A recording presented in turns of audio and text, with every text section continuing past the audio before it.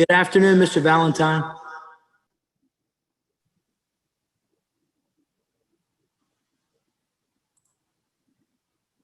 And we are up on YouTube. All right, I'm here.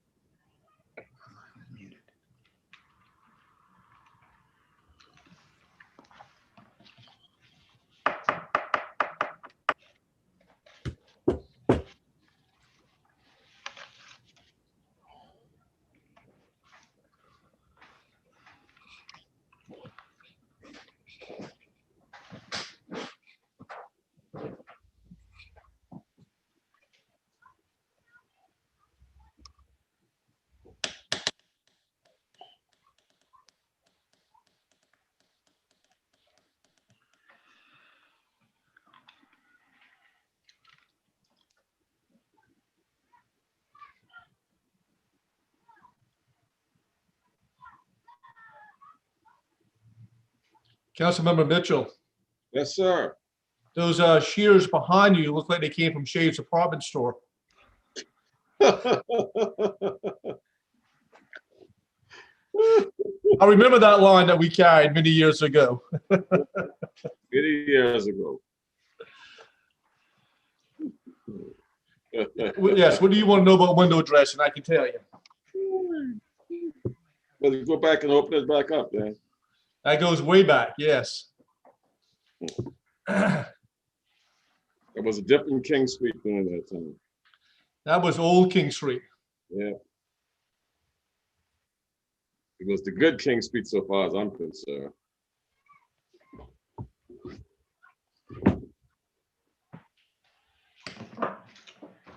Good evening, everyone. Yes. Good evening, Mayor. All right. How I'm doing. Looks like we got everybody here. Madam Clerk, we're good? Yes, sir. And we're up on YouTube. And we're on YouTube. So I'd like to call this April 27th meeting of Charleston City Council to order. Madam Clerk, would you please call a roll? Councilwoman Del Chapo, Here. Councilmember Shealy, Here.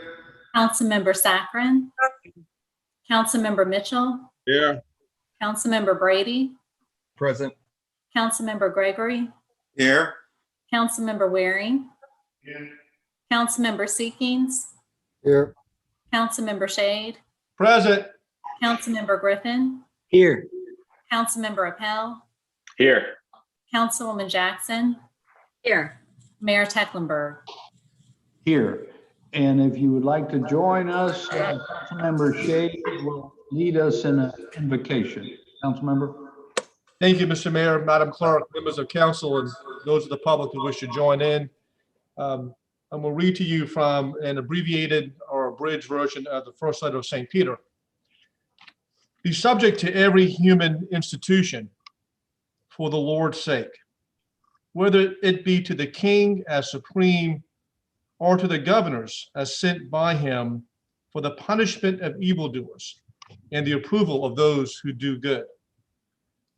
For it is the will of God that by doing good, you may silence the ignorance of foolish people. Be free, yet without using freedom as a pretext for evil, but as servants of God. Give honor to all, love the community, fear God. Amen. Amen. Amen. Amen.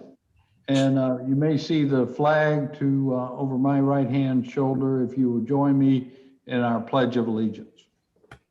I pledge allegiance Pledge allegiance to the flag of the United States of America and to the republic for which it stands, one nation under God, indivisible, with liberty and justice for all. Thank you. So we have just a few proclamations this evening. The The first one is recognizing April, even though we're almost to the end of the month, as National Donate Life Month. And I believe Dave DeStefano is with us this evening. Hey, Dave, with the organization. I'll read our proclamation first, Dave, and then call on you to make a few remarks. Whereas one of the most meaningful gifts that a human being can bestow upon another is a gift of life through organ, eye, and tissue donation. Whereas more than 108,000 children and adults are currently awaiting life-saving transplants, more than 1,300 of which are South Carolina residents. And in 2020, for the first time ever, more than 200 South Carolinians said yes to organ donation, saving the lives of 514 people awaiting their second chance at life. Whereas every 10 minutes, another name is added to the national transplant waiting list, and on average, 20 lives are lost each day due to the lack of organs available for transplantation. Whereas according to national research conducted by Donate Life America, more than 90% of Americans support donations, and more than 54% of South Carolinians have registered as donors at the Department of Motor Vehicles. Whereas the decision to become an organ donor can help save up to 8 lives, and tissue donation can enhance many more men, women, and children who depend on the generosity and sacrifice of others to receive a second chance at life. Whereas in order to support this life-saving effort, citizens are encouraged to learn more about organ, eye, and tissue donation, make their families aware of their own wishes related to donation, and register online at www.donatelifesc.org or in person at your Department of Motor Vehicles. Now, therefore, I, John J. Tecklenburg, Mayor of the City of Charleston, do hereby proclaim the month of April as Donate Life Month in the City of Charleston. So I must admit to y'all that years ago, when I first registered, I think, to get a driver's license, I went ahead and signed up. I figured, what am I going to need these things for if something happens to me? And if you did it long ago and you don't remember whether you ever got signed up, if you look at your driver's license, there's a little red heart here on your driver's license if you're signed up in the system. So you might want to check it if you're not, and next time you register or re-register your license, you can easily check off and get on the list. And I'm so proud, y'all, that Donate Life South Carolina is now headquartered right here in Charleston. They have the wonderful new facility out on Henry Tecklenburg Drive, West Ashley, and we're so pleased to have them as a part of our community. So Dave, please, any remarks you would like to make, please proceed. Mr. Mayor, thank you very much for having me, and thank you for that wonderful proclamation. I also want to thank the council members for all their support of organ, eye, and tissue donation through the proclamation and throughout the year. April is a very special month for us. It's Donate Life Month, and it allows us to honor the legacies that those organ donors have given and also celebrate the lives that they've saved. It's also an opportunity for us, as the mayor had mentioned, to elevate the donation discussion, let people make their own decision about organ, tissue, and eye donation to help save lives.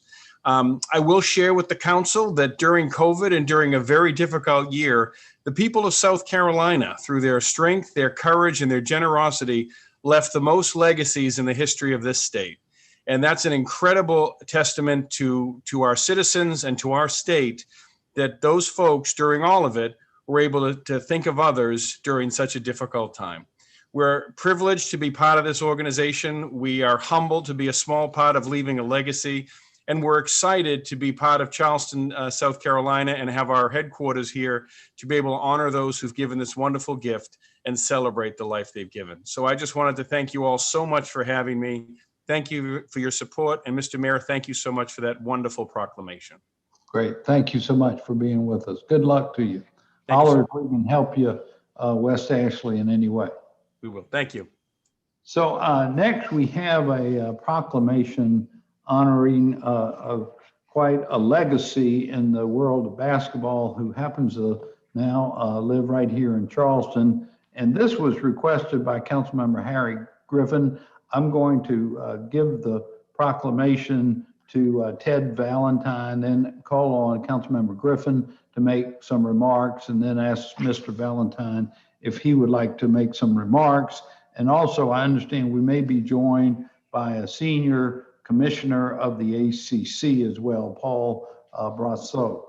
So whereas the city of Charleston wishes to recognize one of its most dedicated ambassadors, now son of the Holy City, Ted Valentine. He grew up in Moundsville, West Virginia, where he attended John Marshall High School. He graduated from Glenville State College back in 1980. He majored in physical education and was eventually inducted into the school's Hall of Fame. He later returned to John Marshall, becoming a PE and driver's ed teacher, as well as an athletic coach. But in 1985, he served as assistant coach for John Marshall High and won the West Virginia Class AAA state championship. While he excelled as a coach, he knew that he wanted to referee college basketball and began that pursuit in 1981. He worked his first NCAA Division I basketball game in 1981 at the former Baptist College, now Charleston Southern, and was there that he fell in love with Charleston, South Carolina. Thank goodness for that. This was the beginning of Ted's illustrious career in college basketball officiating. Over a career spanning 39 Division I seasons, he has refereed 4 NCAA championships, 10 Final Fours, 28 NCAA tournaments.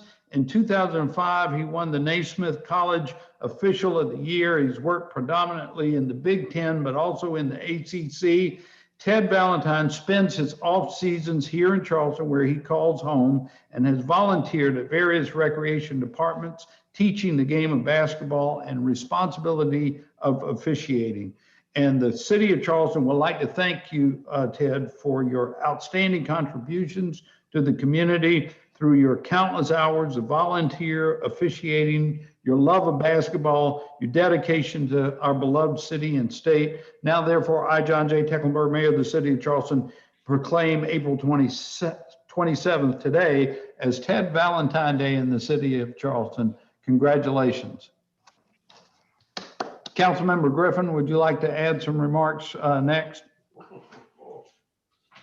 Thank you, Mr. Mayor. Officials never get any love.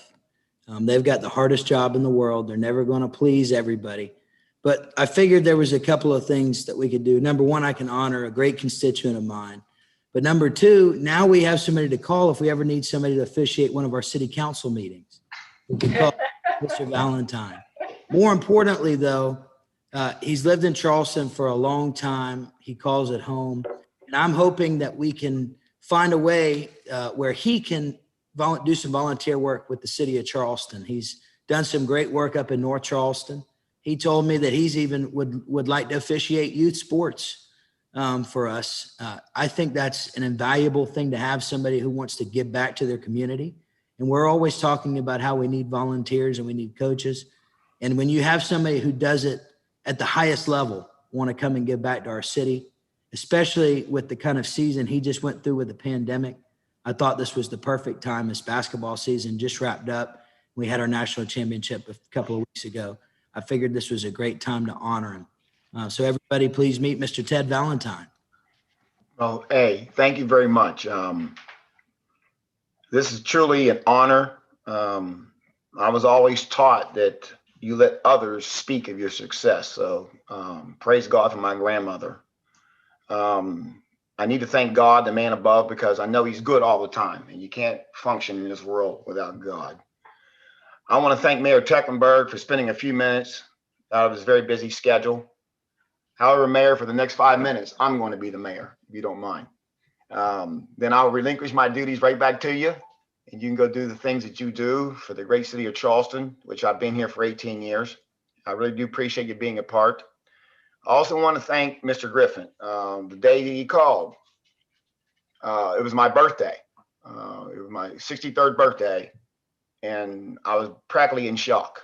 I mean, because I don't expect things to come. I've never had to expect things to come. I work hard for whatever I receive because I was always taught by my parents to work hard. May they rest in peace. I want to thank the Charleston City Council. I know you'd rather be home having dinner instead of, sitting here with a ref. You wouldn't know me if you probably passed me. You'd have to go to the College of Charleston. You see me in the black and white shirt. But this is truly an overwhelming honor. I'd like to thank college basketball for allowing me the opportunity to be a part of this great game for 39 seasons. Who would ever picture a person 39 seasons working at the top level? I fell in love with Charleston. I drove here 650 miles, which equals 1,300 miles round trip. And I got a speeding ticket coming down and a speeding ticket going back to go teach high school. And I've loved Charleston ever since. I fell in love in Charleston. Been coming here for years at Citadel, and one day I decided that I'm going to move, and I did. And I packed up and left, and that's how I got here. I want to say special thanks to Atlantic Coast Conference and all the member institutions, because I couldn't have done it without the league. I think it's the best league in America. I think I feel I've worked for the best people.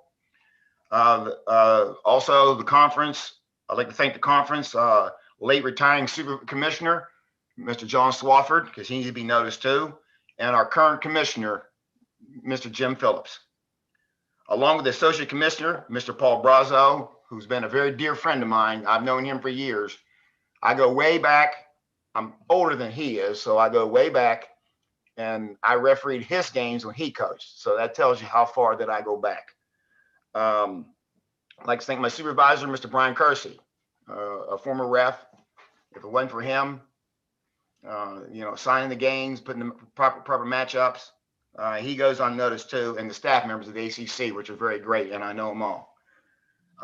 They definitely deserve the Medal of Honor dealing with me. I'm telling you, they deserve the Medal of Honor. I'm very competitive. I care about the game. I care about the participants, and it's just been one whole. I don't know. It's just been. I can't even imagine. I can't. I don't think about it. The loves of my life is my wife, Fabiana. She's athletic, knows her husband very well. My 11-year-old granddaughter, Mila, they're in commuting home right now, and they would like to be here, but they were going home. They're going to go do something. I don't know. You know how children are. And my daughter, Johnisha. It's been truly an honor. It is. I spoke to my aunt, and when you get honored by the church that you go to, and you get honored by your city, you must be doing something correct. And I just want to thank each and every one of you. I hope to get to meet you someday. I know I went home because of the quarantine, but I was fully vaccinated. So I ended up going home, and I'm just very, very grateful. I'm overwhelmed. I really am. I'm very, very overwhelmed, and I'm very grateful. And Mayor Tecklenburg, you can have your city back now. Thank you very much. Thank you, Ref, and enjoy Ted Valentine Day today in the city of Charleston. God bless you. Thank you. Thank you. Mr. Mayor, we've Yes, got sir. the ACC on the phone as well. Mr. Paul Brazo. Oh, Paul, are you there? Okay, I didn't see you. Yes, sir. Yes, You've sir. got a pretty good league, a pretty good basketball league there, Paul. Well, thank you, Mr. Been a big fan for many years. Uh-oh. I think he froze up. Rose Broke up. up on us. Rose up. He'll be back. We'll give him a moment and see. Might need that SEC TV deal money. I don't know. Ted, my son played for Wofford in the Southern Conference. You didn't ever ref in that league, did you? He did. Yes, sir. I worked in that league for almost over 30 years. Okay, terrific. Yes, Well, sir. Yes, sir. Been to Wofford several times. They built a very new facility. Absolutely. Yes, sir. Well, we'll have to move along. I didn't. It looks like Paul dropped off now. As a matter of fact, Councilmember Shealy.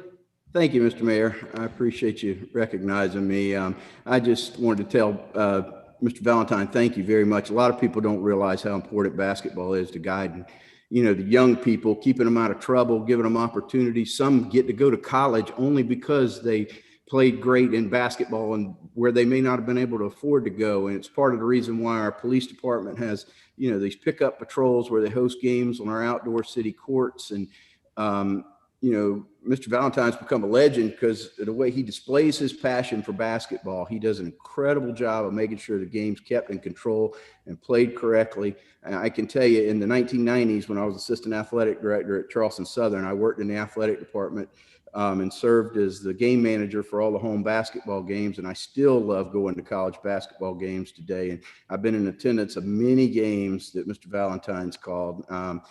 I have to confess now, I'm guilty of giving out a "come on, Teddy," or "there's our TV Ted," "oh, TV Ted." But, I just like many other people know how important your role is. You play off the crowd, you're animated, you make faces, you smile, and you really enjoy the experience, and you make college basketball more fun while taking control of the game at the same time. And I know that it's a tough and thankless position because nobody's probably ever going to say, "Man, Ted Valentine had a great game tonight. He was perfect." But what you do is incredibly important because without officials, we couldn't have organized basketball. So just want to say thank you and let you know that the city of Charleston is proud to have you representing us. So thank you so much. Thank you, sir. Thank you. Paul, are you back with us? Yes, I am. Can you hear me okay? Yes, sir. Please proceed. Thank you, Mr. Mayor and esteemed council members. Appreciate the opportunity to be here. As Ted mentioned, we've known each other for over 30 years, and he's an esteemed member of our council of referees. And college basketball has benefited from his judgment, his wisdom, and his energy over the course of his years as a college referee. We certainly appreciate him. We share in this your sentiments toward Ted today, and are thrilled that he's a member of our group. I know his colleagues on the floor, his colleagues in the coaching world, and the young people he's touched along the way. Join in our appreciation and our best wishes to Ted and to all of you. We appreciate it. Thank you. Yes, sir. Thank you for being with us. All right. We have one more proclamation this evening, one for Municipal Clerks Weeks. And I think it's apparent from the proclamation that we honor the service of our Madam Clerk, Jennifer Cook, but also of our wonderful staff in the clerk's office. And so let me briefly make this proclamation as well. Whereas the office of the professional municipal clerk is a time-honored and vital component of local governments around the world, the office of the professional municipal clerk serves as a professional link between citizens, local governing bodies, and agencies of government at other levels. In their work, professional municipal clerks have pledged to maintain neutrality, impartiality, rendering equal service to all. Whereas the professional municipal clerk serves as the information center on functions of local government and communities, professional municipal clerks continually strive to improve their services through participation in education programs, seminars, workshops, annual meetings of professional organizations. Whereas it is most appropriate that we recognize the many remarkable accomplishments of the office of the professional municipal clerk and the integral role they play in communities around the world. Now, therefore, I, John J. Tecklenburg, Mayor of the City of Charleston, hereby recognize the week of May 2nd through the 8th as Professional Municipal Clerks Week, and further extend appreciation to our own Clerk of Council staff and to all professional municipal clerks for the vital services they perform. This is Professional Municipal Clerks Week coming up May 2nd through 8th in the City of Charleston. Thank you, Jennifer, and all your staff for the fine work and function you fill in our city government. Jennifer? Thank you, Mr. Mayor, and thank you for having this on the agenda for tonight. This is a proclamation that the International Institute of Municipal Clerks promotes every year, and I thought it would be nice this year to really recognize our staff in the Clerk of Council department. I know y'all are probably familiar with me and with Velvet, who is our deputy clerk. But we have our other staff members who work in the clerk's office that really keep the wheels turning. And they've been wonderful this past year with everything going on with the pandemic and having to transition to different ways of how we do our meetings. And they've just done a fantastic job. And so I really wanted to give a shout out to them. They kind of work behind the scenes, so they're not the most visible city employees, but they've just done an amazing job this past year. And I really wanted to thank them for all of their work. So thank you. Thank you, Jennifer. Councilmember Shade. Yeah, Mr. Mayor, I didn't want this opportunity to pass without personally thanking Jennifer and her staff. We had a wonderful clerk in Vanessa. She retired and she certainly deserved that retirement. And Jennifer stepped right in. This has been a very seamless transition. I think that's a testament to Jennifer's understudy and having a wonderful staff. But I think we just can't overlook the work that Jennifer has done and her staff in the past year with this pandemic. She mastered this technology, and y'all may have recalled we were on just conference calls when we were not meeting in person, and it was chaotic because we were all trying to talk at the same time. We couldn't see one another. She mastered that ability for us to meet through this Zoom platform. So Jennifer, you have really carried on the work of city government. Vanessa did while she was there, and you and your staff. And I just want to tell you, in my official, but also my personal capacity, just a deep, warm thank you for all that you've done for me, for our council, and for our community. Thank you, Jennifer, and your staff. Thank you. Councilmember Jackson. Thank you. I echo my colleagues and the mayor. Jennifer, would you be so kind as to give the names of each of your clerk team? Because I think we're all familiar with their names, but we need to sometimes put the names with the faces, and certainly our citizens do not know their names. So thank you.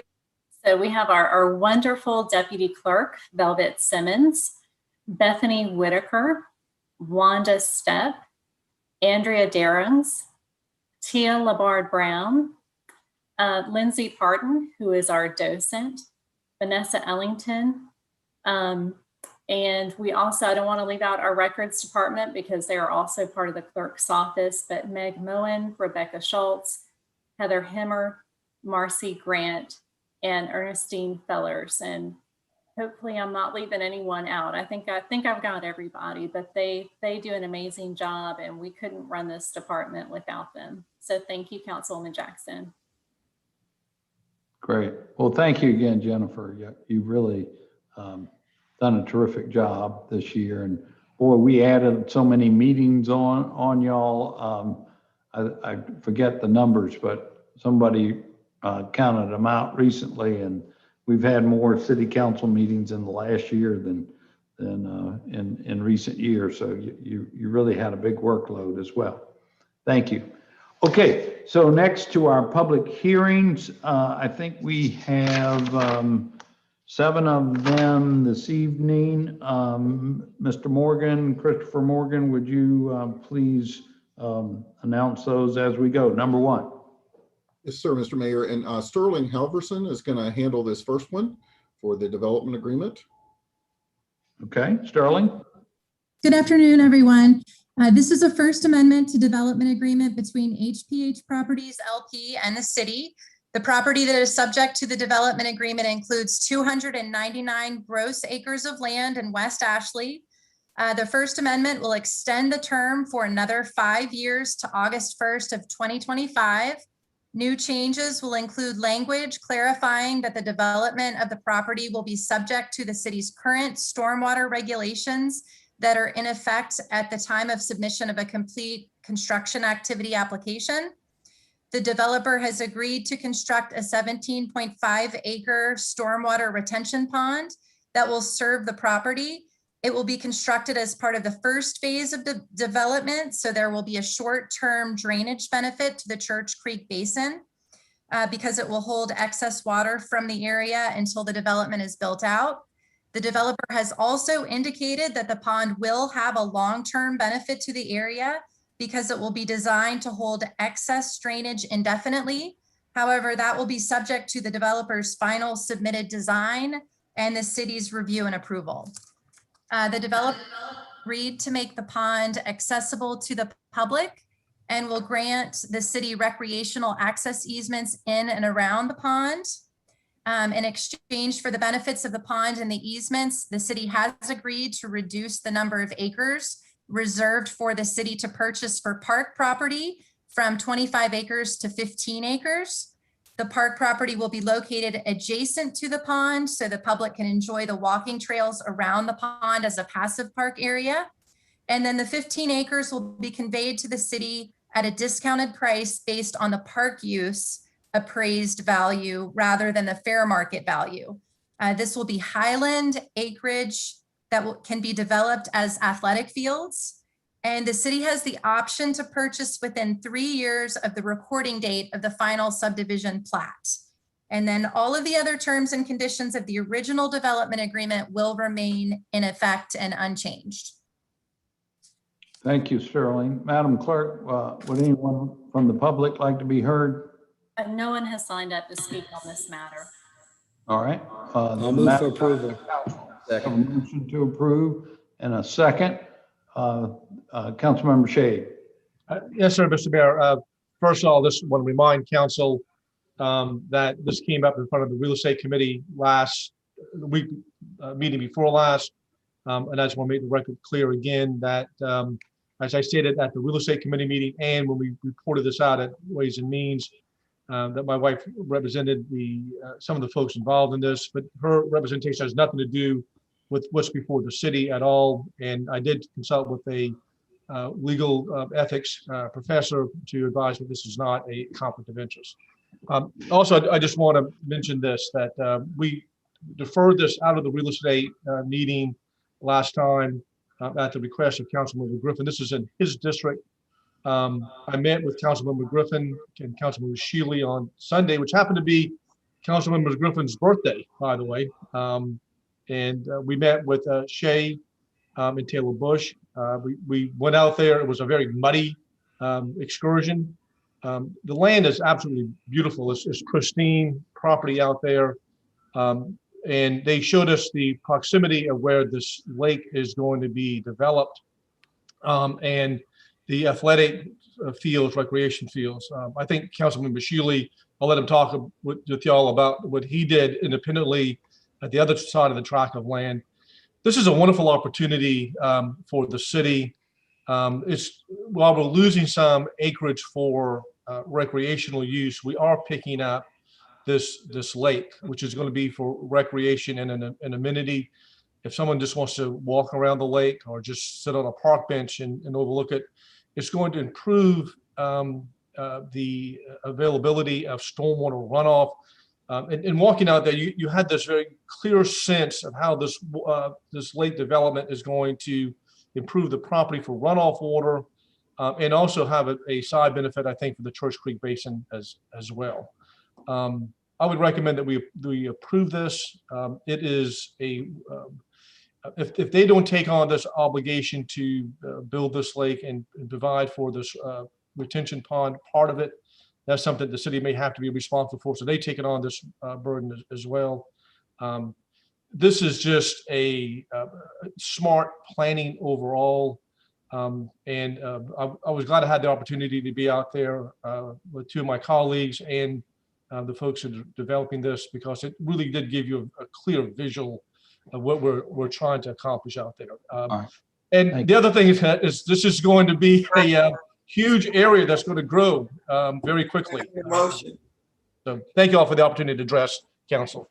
Thank you, Councilmember Shea. And Councilmember Griffin, thank you for facilitating that meeting. Do I understand we're lucky you were able to get out of there? Yes, I'm very lucky that I wasn't stuck. I think we went sideways twice, but with a little bit of birthday luck, we did not have to call a tow truck out there to the property. Thank goodness. Outstanding mudding skills. And happy birthday as well, Councilmember. All right, any further discussion? May I make just a point or two about this project, Mr. Mayor? Yes, sir. Councilmember Griffin. Thank you so much.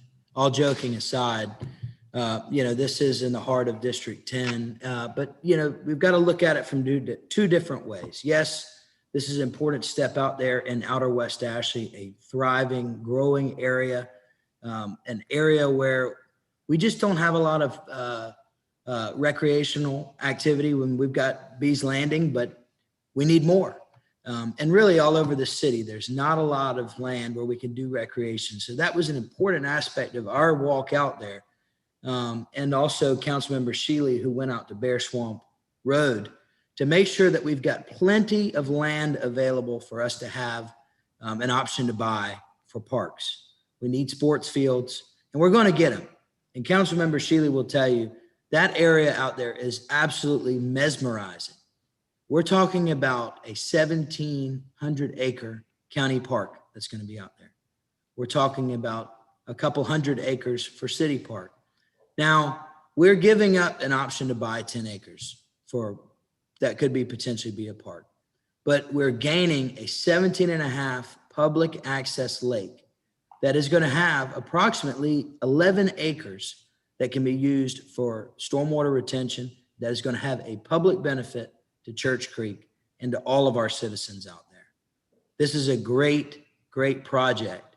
It's something that is 15 years in the making. And frankly, we've got to continue to support it because it represents the future of not only my district, but it represents the future of West Ashley. It represents the future of our Parks and Rec department, which we're going to talk about our Parks and Rec master plan here shortly. And it really ties District 10 together. It connects Grand Oaks to Village Green. And eventually, through all of that, we're going to hopefully have an opportunity for a Glen McConnell extension that is going to take traffic off of Bees Ferry Road and off of Highway 61. So I thank you for allowing us to wait 2 weeks to get out there and really, roll our sleeves up. But as Councilmember Shayed and Shealy will tell you, and I believe Councilmember Waring also met with the people involved, this is a great project, and I'm really excited, and I appreciate y'all giving me a little bit of time to make sure everybody's on board with it. But I certainly am, and am excited about the future of District 10. Great, thank you. Madam Clerk, did you have a note to make? Just Councilmember Shealy, I think, had his hand up as well. Okay, Councilmember Shealy, thank you. Thank you, Mr. Mayor. I did get to go out, and I want to thank Director Jason Kronsberg for taking me out to see the beautiful property that we have at Bear Swamp. And there is highland out there, and my concern last week was, do we have enough recreational space for active recreation for athletic fields and things like that? And I'm convinced that we do now. This property, there's been many meetings and many studies on this property for a couple of years now. The property owners of the development have gone beyond our very strict new requirements for Church Creek Basin and have shown a plan that will not only keep additional water out of the Church Creek Basin, but it's actually going to retain water that flows into the basin right now today. The new standard required that they hold back water for 48 hours, and they've shown that they can hold water for possibly up to 80 hours. So, keep in mind that this is water that'll be cut off that directly flows into Church Creek. If we had a heavy rainstorm right now, it would be cut off and go into this retaining area. And we'll also build an active park on this property that's going to provide us with those much needed multi-use athletic fields for West Ashley. And as this grows, the outer West Ashley area will be able to use some of these TIF funds to improve our drainage, our roads, our infrastructure needs. And, for the first time in a long time, that part of West Ashley is going to have designated funds for that specific area of the city. So I'm going to support this, and I appreciate everybody's efforts on this. Thank you. Great. Any other comments or questions? Hearing none, all in favor of first reading, please say aye. Aye. Aye. Any opposed? The ayes have it. Number 2, Mr. Morgan. All right, we're going to go to a share screen here. Mayor, can we take 2 and 3 together for purposes of public hearing and presentation? Absolutely. Yes, too. I was going to make that same. I think we did last time this came up. We'll take numbers 2 and 3 together, Mr. Morgan. Okay, will do. All right, so these are properties in St. Philip, Line Street, King Street, and Ackerman's Court in the Canterbury Elliott Borough neighborhood. It is the first one, E2, is approximately 8,300ths of an acre. And it is identified on the image in front of you with the dotted properties that are on St. Philip Street and Line Street here. And these are properties that would go from general business to mixed use workforce housing MU1, which is compatible with the limited business district. So it would be MU1 workforce housing along this portion of St. Philip and Line Street. And then on E3, these are also on St. Philip, Line Street, King Street, and Ackerman's Court. This is a bigger parcel. It's 1.9 acres. And these parcels are identified on this image with the crosshatch. And it would go from general business to mixed use workforce housing MU2 WH. And that is compatible with the GB types of commercial uses. And we have some images just to remind you of where the property is. Just zipping through here. This is upper urban core in the upper King Street area in our current comprehensive plan. The aerial photo of the property showing the parking lots that exist there at present. Here's another aerial photo of the property showing King Street in the background. And here's a view on King Street, another view on King, another view at St. Philip and Line, another view from St. Philip, and other views from St. Philip Street and Line Street and King Street South and Line Street West and Ackerman's Court, St. Philip and Bogard. So our staff and planning commission recommended approval for this rezoning 8-0, and it comes to you now. We do have some slides from the applicant as well to show you. All right, Councilmember Mitchell, I'll call on you when we bring this to council. I'll call on you first. And now, did that cover number 3 as well? Yes, sir. Yes, sir. And the applicant is here, and I think wanted to talk from their slides that they have. All right, Madam Clerk. Yes, sir. We have 3 people signed up to speak. And would you like to set a time limit? 2 minutes would be fine. The first is Ben Libetro. And I apologize if I mispronounced that name. Ben Libetro, and I believe he is on Zoom. Hey, Ben. Hey, Mr. Mayor, can you hear me okay? Yes, sir. Thank you. Appreciate the opportunity to speak tonight. Jennifer, I don't really need the slides. I'll be very brief here. As we stated last month, we've had really extensive and ongoing dialogue for upwards of 6 to 7 months with the city, our neighborhoods, our neighbors. They've been very, very positive. We're extremely proud of the support we've gotten from Canterbury Elliott Borough, proud of the city's support, our surrounding business owners, Councilmember Mitchell. Our approach has been very healthy, transparent, open. And so Christopher summarized the proposal very well. I'm just going to hit on 4 quick points for you, why we think this is a real win for the city. Number 1, Century 5 plan. We're in the urban core. Densest, highest, most dense uses belong here. That's not our words. That's from the Century 5 plan. Broad neighborhood support. We've worked extensively with neighbors. We've made some fairly unprecedented moves related to this use, whereby we are offering to preclude short-term rentals, something that's very hot topic in the neighborhoods, as well as precluding operating hours due to the MU2. They were worried about late night uses on King Street. It's a big hot topic as well. That's something that we offered up with them to quell concerns from the neighborhood, Historic Charleston, and Preservation Society. Number 3, Planning Commission and City Staff report. We have a unanimous Planning Commission recommendation. We received very complimentary comments from multiple commissioners on PC, and city staff supports our project. We've had really great ongoing dialogue with both staff and the mayor's office. And number 4 is workforce housing commitment. We have proposed a substantial and voluntary exceedance of the ordinance. In our opinion, this is far more than any previous application to our knowledge. We propose paying the entire fee in lieu. That in and of itself takes care of the ordinance. In addition, and in exceedance of that, we propose additional workforce housing on site that meets the city and other groups' desire for units. And we're also Finish your thought, Ben, please. I'll be 30 more seconds. Thank you.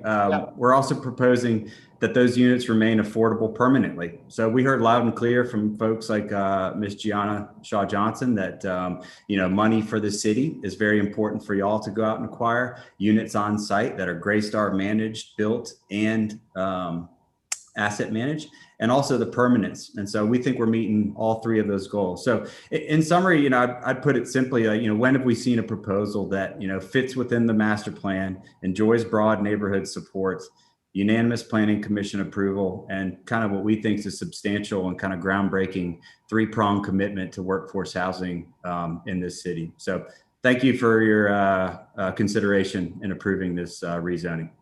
Thank you, sir. Next is Rick Rader. Rick was on my team, and I wasn't sure if I was going to be able to make it. I'm in a public library here, but good to go. All right. Marion Hawkins.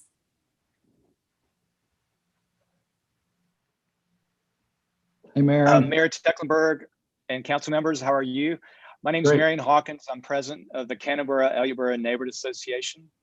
Greystar and Evening Post Industries have actively engaged and involved the neighborhood regarding this project. Initial meetings were with surrounding property owners and neighborhood leadership, then with the entire association.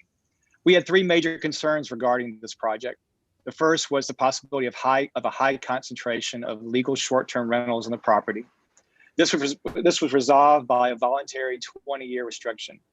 The second concern was the retail space, which is located in the late night overlay, which could contribute to the high density of bars that currently impact Upper King. This was resolved by a permanent prohibition of businesses operating from 12 midnight to 5 a.m. Third was concern and need for affordable housing. Greystar and EPI resolved this concern by going above and beyond by voluntarily offering the entire fee in lieu payment, adding more workforce housing units, and ensuring that they were affordable for 99 years. The zoning request was presented at our January 4th neighborhood meeting and was approved unanimously. We look forward to continuing our partnership with Greystar and EPI throughout the development of this project, which we hope will make a significant and lasting improvement on the city of Charleston and also our neighborhood. The Canberra-Ellerboro Neighborhood Association supports and recommends the request be approved by council. Thank you. Thank you, sir. Appreciate it. Madam Clerk, those were all the speakers we had. All right, the matter now comes to council. Councilmember Mitchell. Yep, Mr. Mayor and council members, everything that I was going to say have been said already, so I don't think I have to reiterate that again. I'm not going to go over in this. I don't believe in long conversation and talking the same thing someone else said. Second. So I'm going to vote for approval. All right, that's a motion to approve number 2 and 3. And Councilman Griffin, you're seconding both of those? Yes, sir. Any further discussion or questions from anyone? We're hearing none. All in favor, please say aye. Aye. Aye. Any opposed? The ayes have it. And I want to give my thanks to Ben and his team and to Evening Post Industries also for really going the extra mile on the affordable housing. The fact that they provided units that are in perpetuity forever and ever is really a big deal. And we really appreciate them working with us. Thank you so much, Ben and your team. All right. Really appreciate it. Thank you. Okay, item number E4, which is a rezoning at 334 Folly Road on James Island. It's a portion of TMS 42405000028. It's approximately a half acre. This is property that would go from limited business to general business. The owner is Refuel. This is a site, if you all can see my cursor at the corner of Tatum and Cross Creek, that is, I'm sorry, Tatum and Folly, that is planned to be a new Refuel gas and convenience store. And they are adding another parcel to the south of it and making it part of the general business zoning as well. I believe we have a few slides here. It is in the Century 5 plan as a highway designation, so that is compatible. Here's an aerial image of the property. There are older buildings on the property that would be removed. They would go before the DRB, and the entire site goes before the DRB for its new construction. Here you see an aerial again of the property. Here's a street level view of the property and other adjacent property that is already zoned GB, and adjacent property to the east and across the street, fast food restaurants. So Planning Commission and staff recommended approval of this request. Thank you, sir. Madam Clerk? Yes, we have one citizen signed up to speak, Narciso Lira. And I believe Yes, ma'am. Council, can you hear me? Yeah, yes, sir. Yep. Okay. So I'm Narciso Lira. I'm actually a representative for Refuel. We're kind of managing the project for them. Our intent is I'm just really here on behalf of Michael McCormick, who submitted the application, just to answer any questions. As noted in the presentation, we would kind of need the rezone change to be able to make the whole property compatible for GB and allow us to have typical convenience store hours. This parcel right now has limited hours to it, I think 7 to 7. This would allow us to stay open a couple more hours into the evening to manage any evening sales and fuel availability. We are working with city staff currently to go through the DRB process and are presenting some alternate building layouts and elevations. Hoping to schedule a meeting with them in the next couple of days to finalize that so we can work towards our DRB package. Here to answer any questions if you guys have anything you need from me. Great. Thank you, sir. And those are all the requests we received. None others. The matter comes to Move for council. approval. I have a motion to approve and a second. Councilmember Jackson, then Griffin. Councilmember Jackson, you're on mute. Yeah. Okay, thanks. Yeah, I just have a question. I hadn't really noticed this on because I only print things out in black and white, but the property that we're asked to rezone is the rectangle outlined in black, correct? And Yeah. then is there another little section of LB right next to it? What are we doing about that? To It the looks like south? it's on a, pardon? I think that this LB actually is indicating the LB on this property. I think it's, Oh, I see. okay. It's a quirk in our GIS system. I'm sorry about that. Okay, all right. That's all. I'm in favor. Oh, great. Thank you. Councilmember Griffin? Yes, sir. Thank you, Mr. Mayor. I just want to speak as an advocate for this. And it was sad to see Claire Service Station go, which was a staple of James Island for many, many years. While I represent West Ashley, I've been known to hit up a barbecue buffet a time or two. So I've spent a lot of time at the Duke's across the street, and everybody's kind of been anticipating what will come. It's always good to support a local business. Refuel is all over our low country now. They're on Daniel Island, and we have one out in West Ashley. And it's good to support somebody. I believe they're a local chain, are they not? They are. Yes, sir. Yes, sir. Christopher, I think you're shaking your head. Yes, sir. So it's always good. I know that gas stations sometimes give people a little bit of heartburn, but more or less, this is a parcel that's already a gas station that is going to be local still, which keeps the sort of the flair of Claire's. Even though it's not Claire's service station, we get to have another local gas partner. So I thank y'all for letting me talk about Duke's Barbecue, but I support this project. All right. Anyone else want to be heard? Councilmember Patel? Thank you, Mr. Mayor. And this is my district, and I'm certainly,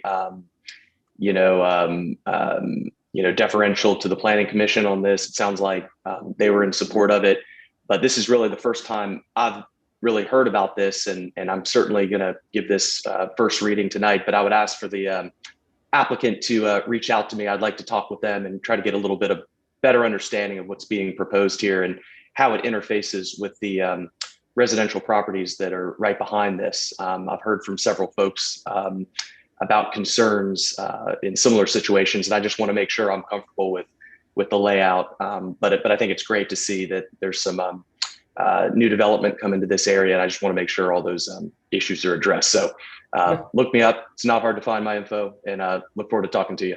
Okay, we'll do. I'll reach out to the local refuel guys. They're located there in Mount Pleasant, and have them reach out to you. Right, they are a local company, and I know them to be very attentive to neighborhood input and concerns. And I don't know if you know this or not. I just happen to know it. It was before my time as mayor, but the same owner had worked with the city to replace the adult bookstore at the corner of Sycamore and 61. And it was quite a grueling effort with a lot of legal challenges, and he prevailed, and everyone in the city was kind of partnering with him, it seemed like at the time. So anyway, they're good folks. Yeah, and I'll add to this. I know they have been in contact with one of the adjacent property owners, I believe, behind the property there. His name is slipping my mind right now. So there has been some discussions out there. But like I said, I'm sure within the next day or two they'll call you. Great. All right. Any other questions, comments? All in favor, please say aye. Aye. Any opposed? The ayes have it. Mr. Morgan. Okay, the next item is at 254 Cumming Street. It's parcel 460080262. It's 3/100ths of an acre. It's a request to rezone from DR2F to commercial transitional. As you can see from the map here, at the corner of Bogard and Cumming is already a commercial transitional parcel. This would be immediately to the north. It's the same owners. I'm going to show you some of the surrounding development. Also, this is in our urban area in the Century 5 plan. So that does conform to the Century 5 plan. Here is an image of the property from an aerial. Here is an image of the property from oblique. Again, the corner property that is commercially zoned is the building in green with the white roof, and the subject property is blue building with the gray roof. And here's the subject property from the street. And here's the relationship to the adjoining commercial property. You all might commonly know it as the Chubby Fish Restaurant. And here's adjacent property to the north, and across the street residential.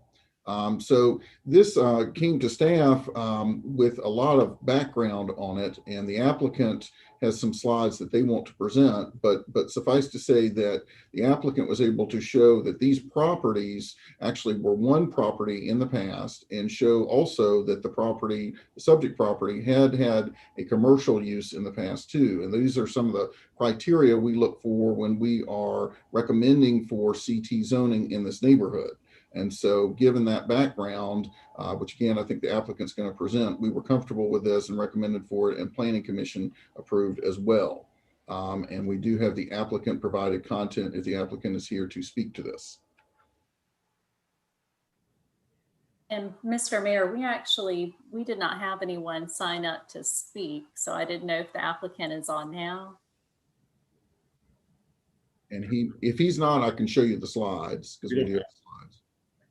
All right, just proceed if you would, Mr. Morgan. So this is research. I'm not going to read all of this, but he had extensive title research done to determine that these parcels were in common ownership and on the same parcel at one point, and did have a commercial use in the past. And then this is the plat research that they did on the property that showed it combined.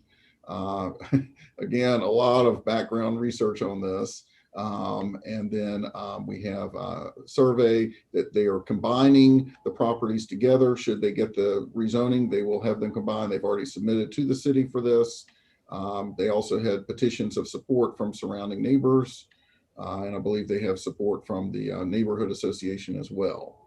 So again, staff and Planning Commission recommended approval of the rezoning. Any questions or comments from council? Move for approval.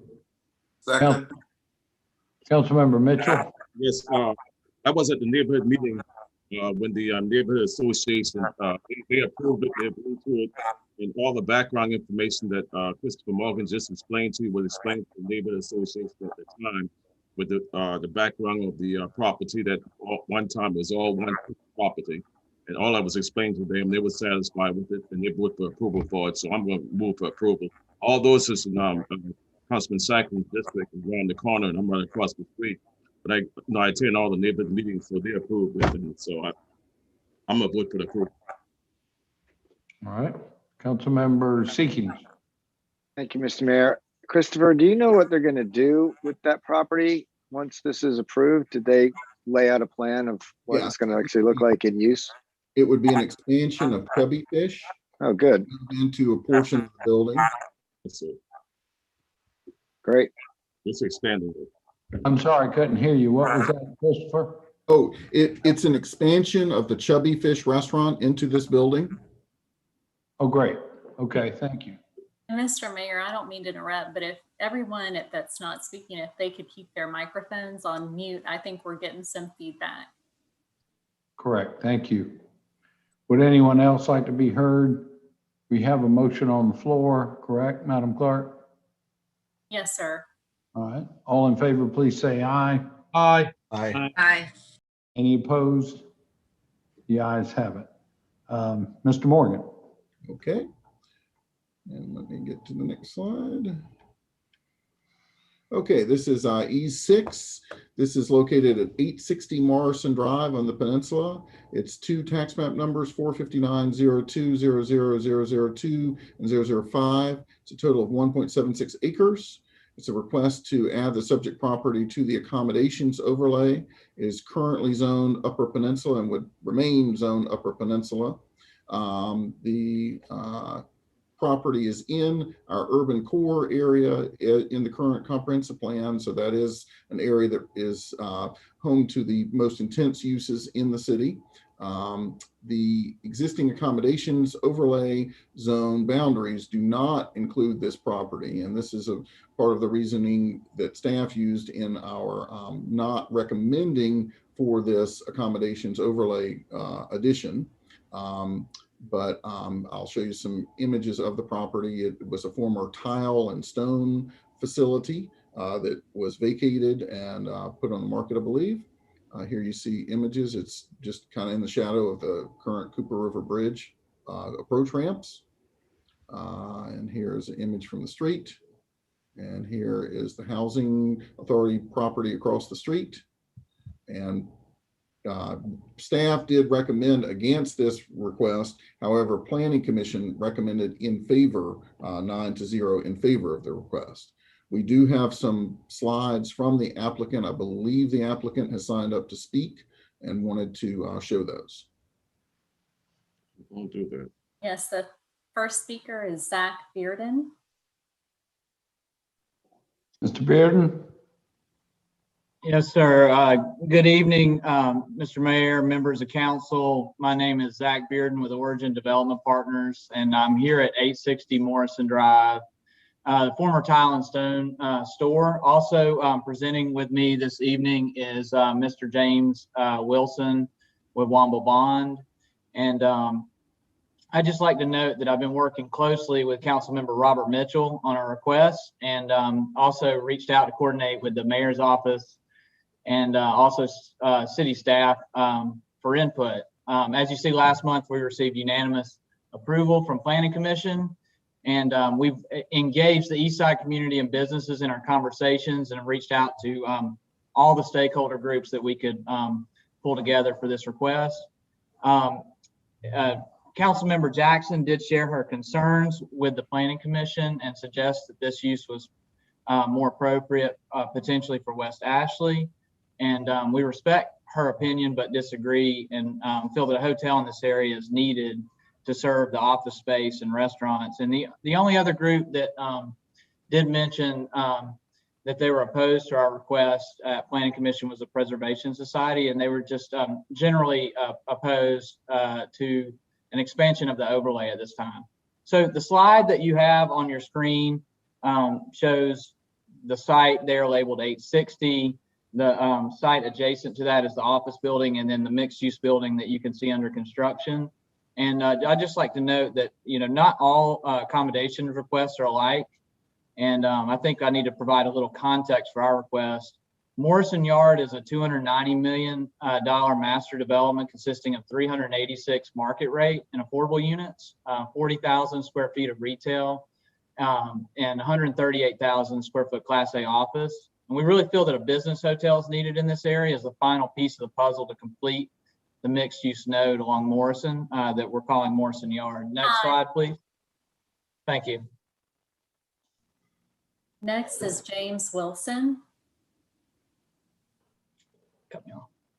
Thanks very much, Ms. Cook. My name is James Wilson with Womble Bond Dixon Law Firm, here speaking on behalf of the applicant. I just want to make a couple of points to council. The first is that, as Zach was beginning to describe, this really is part of a mixed use development. You look at the different parcels there. There's residential, retail, office already under construction. The residential includes affordable housing. There's a large new public open space component to it.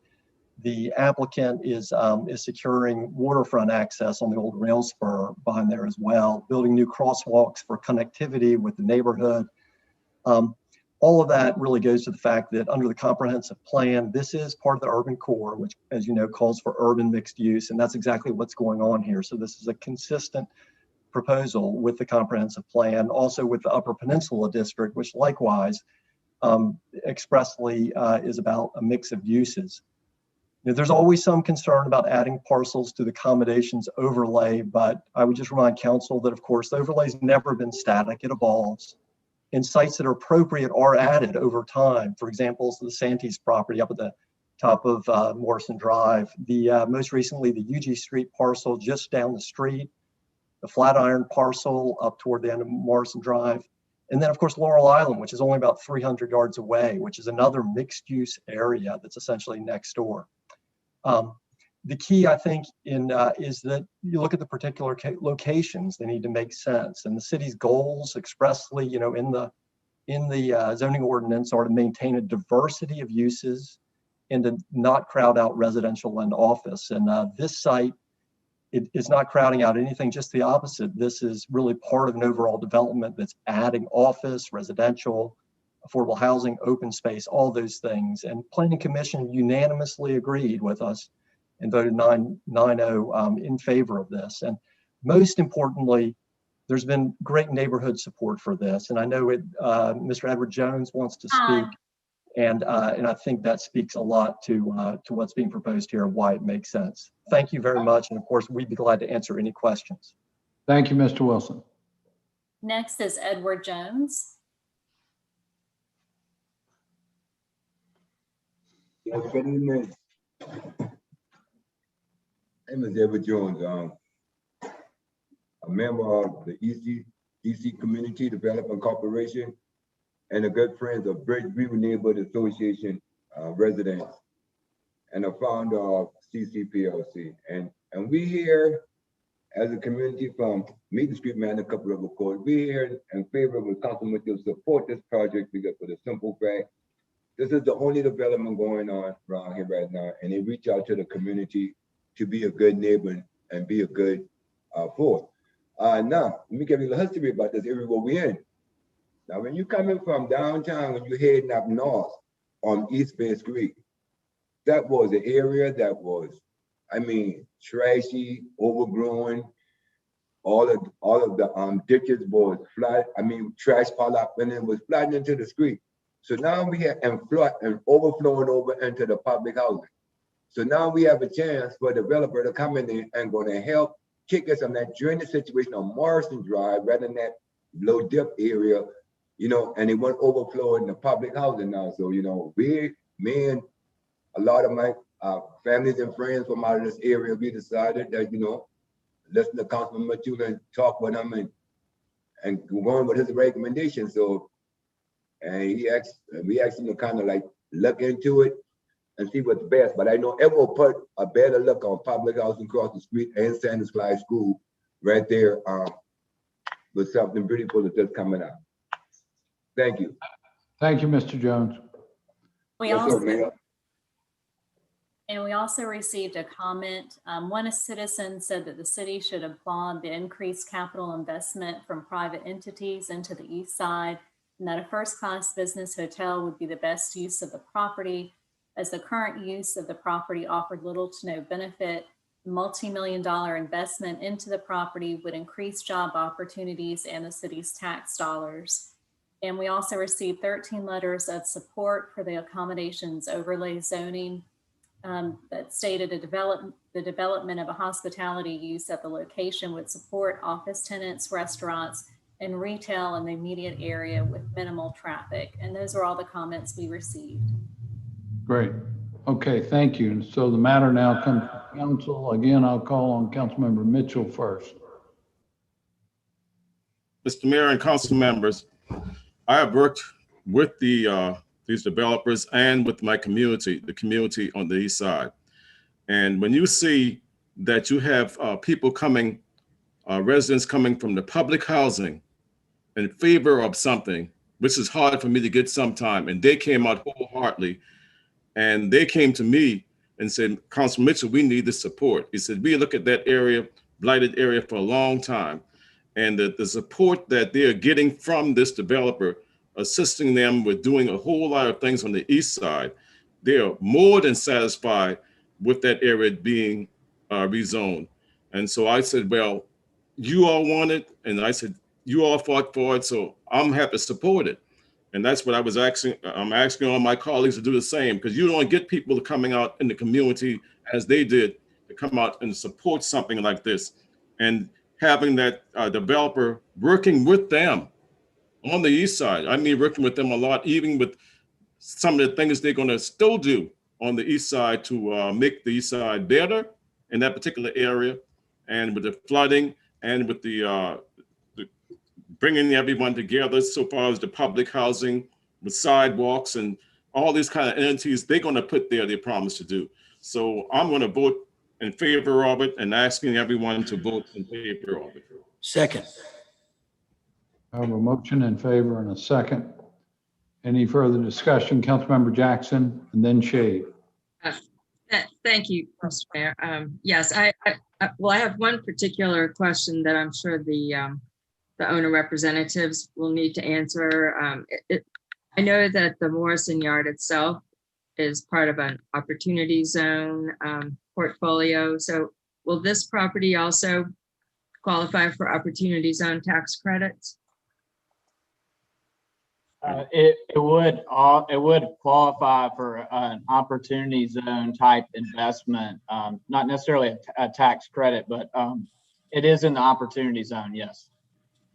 I mean, I'm asking in particular, is that the way that you all plan to develop it? Because if you do, then you need to have some community benefit, named and put forward. So that's what I'm asking. Is that part of your game plan to make this an opportunity zone financed property? I think that's definitely one of the paths that we'll consider. But as with our office building, we went down equity partner paths that included opportunity zone and non-opportunity zone investment. Actually, through the pandemic, we found that there was less appetite for opportunity zone type funds. However, our office building is an opportunity zone funded project. So this is to be determined. I mean, it's very early on in the process, and I'm happy to talk with you about that further offline. If there's something specific, I'm not sure I fully understand where you're going with the question, but love to walk through it with you. Well, maybe you could just give us the example then of what the office uses are that will qualify you for the opportunity zone funding. There has to be some sort of community development benefit identified, right? No, I don't believe that's the case, council member. Respectfully, if you're in an opportunity zone and you make a real estate investment and hold it for a certain number of years, I believe you're eligible for the tax credit. I don't think there are a lot of strings attached. I could be wrong. I would be very interested in following that train of thought then. Thank you. I'm just asking, would you be referring to new market tax credits by any chance? That might be a different program. No, I was talking about the opportunity zone, and I appreciate that. You know, it was anyway. We can talk about that offline. Thank you. Please. Okay. Councilmember Shade. Thank you, Mr. Mayor. Mr. Morgan, what was the reason for staff's recommendation against this project? Because this was not identified in our accommodations plan as a future expansion location for the accommodations overlay.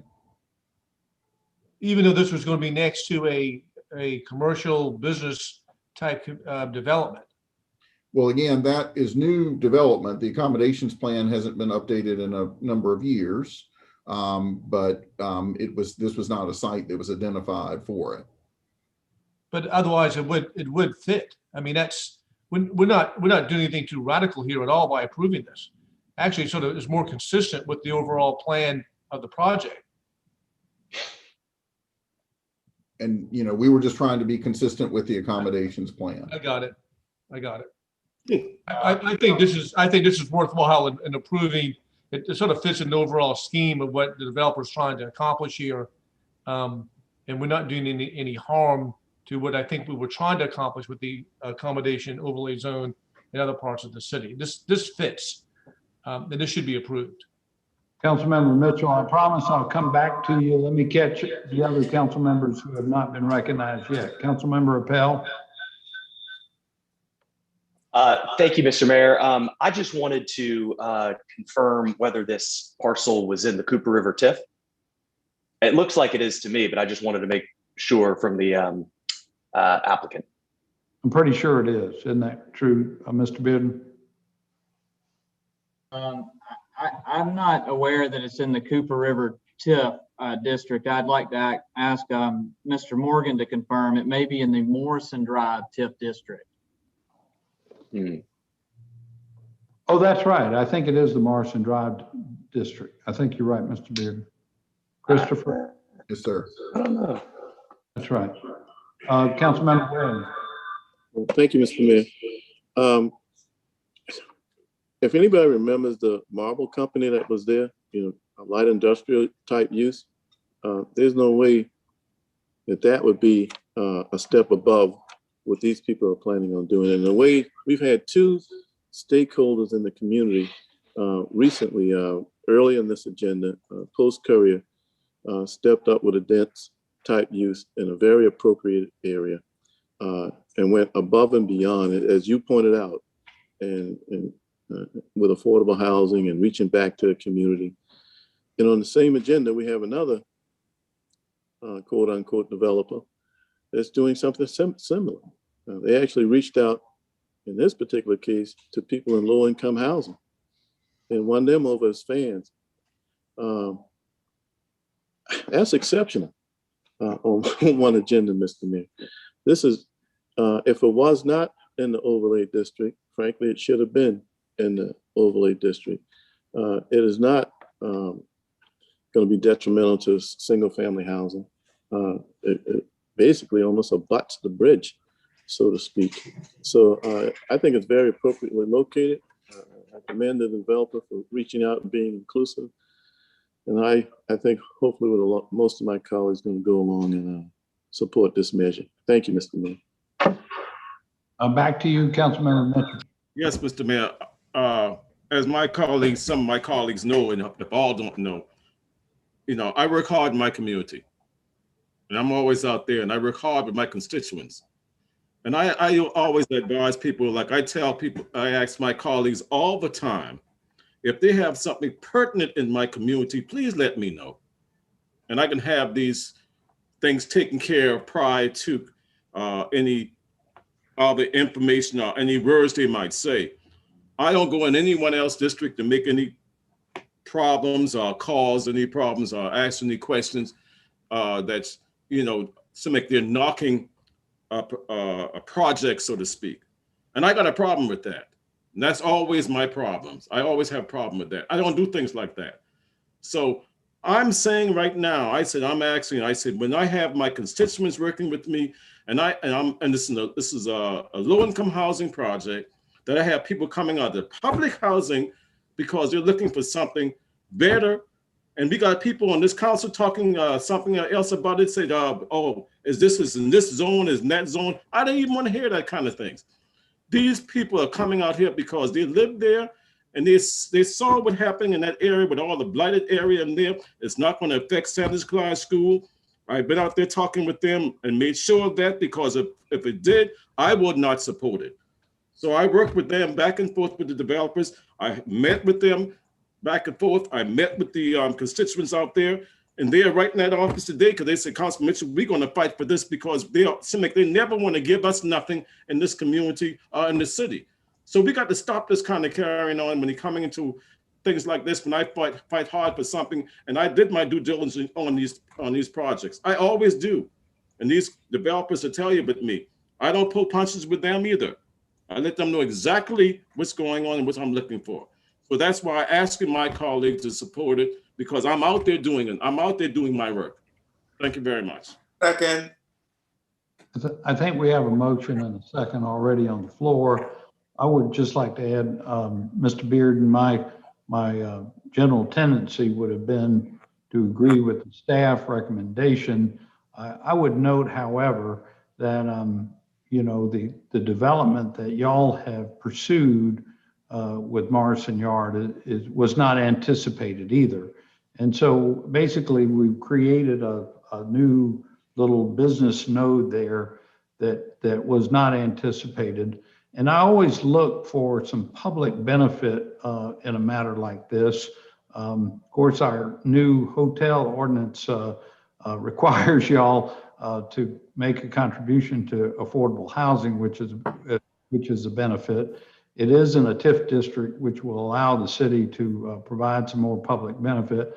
But I must commend you and your team for looking for other ways to bring some public benefit, including prospect of a small public park, of a small property that you still wish to procure from the Ports Authority that would be appropriate for a park. So we look forward to working with you on that prospect, and I will support the matter.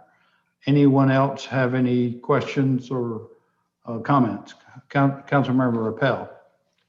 Just real quick. I pulled up the TIF map. It's actually in the Cooper River TIF. And I think that that's great because we hear about that TIF a lot and we talk about it a lot with respect to the low line and, you know, stormwater and affordable housing and all these things. This is going to be a shot in the arm to the TIF. Great. And also just keep in mind, everybody, you know, a hotel still has to go before the BZA, as the mayor pointed out. So there'll be another level of public review to kind of take a closer look at a specific design. This is not the end of this, but I think this is a great project, and frankly, the developers to be commended for his outstanding outreach. I mean, I know he was all after me to try to meet with him, and we haven't hooked up, but Zach, I hope we can connect, and I think you've just done a great job. So hats off, and let's do it. Great. Well, hearing no other comments, all in favor, please say aye. Aye. Aye. Aye. Any opposed? The ayes have it. Thank you, Mr. Bearden. All right, Mr. Morgan. Okay, we will continue on and go to the next item.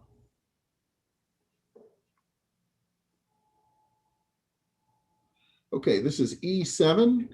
The address is 30 and 30C F Street in the west side of the peninsula.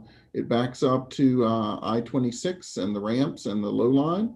It's a 1/16 of an acre. It is a request for rezoning from DR1 to DR2F. We've seen a couple others rezoning adjacent to this, to the southeast, and also across the street from this property. We had pre-existing DR2F. So the neighborhood is kind of split between these two categories, and the applicants would like to bring these properties into the DR2F as well. We have, let me go to the images. It's in our urban recommended areas from our Century 5 plan. So this is compatible with that. Here's an aerial image of the two properties. Again, they back up to I-26. Here is an aerial oblique image of the properties.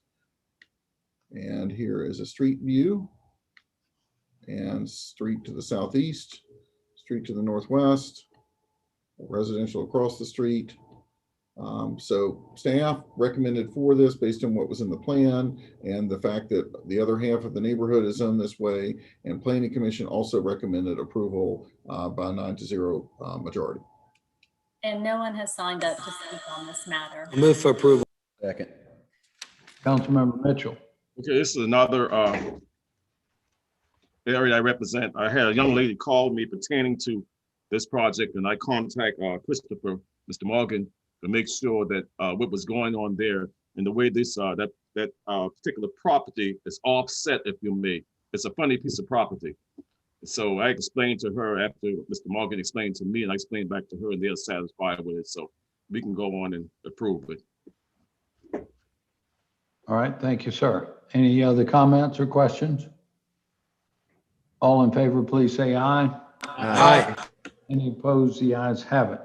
That ends our public hearings for this evening. Thank you, everyone who participated. Next up is our approval of city council minutes. So moved. Second. April 13th, any additions, deletions, suggestions? All in favor, please say aye. Aye. Aye. Opposed? The ayes have it. Next is our citizens participation period. Madam Clerk, would you lead us in that, please? Yes, sir. We have 2 citizens signed up to speak, and would you like to set a time limit? We'll stick with the 2 minutes. Yes, ma'am. The first speaker is Tony Daniel. And if you're on the line, if you could press *6, Tony Daniel.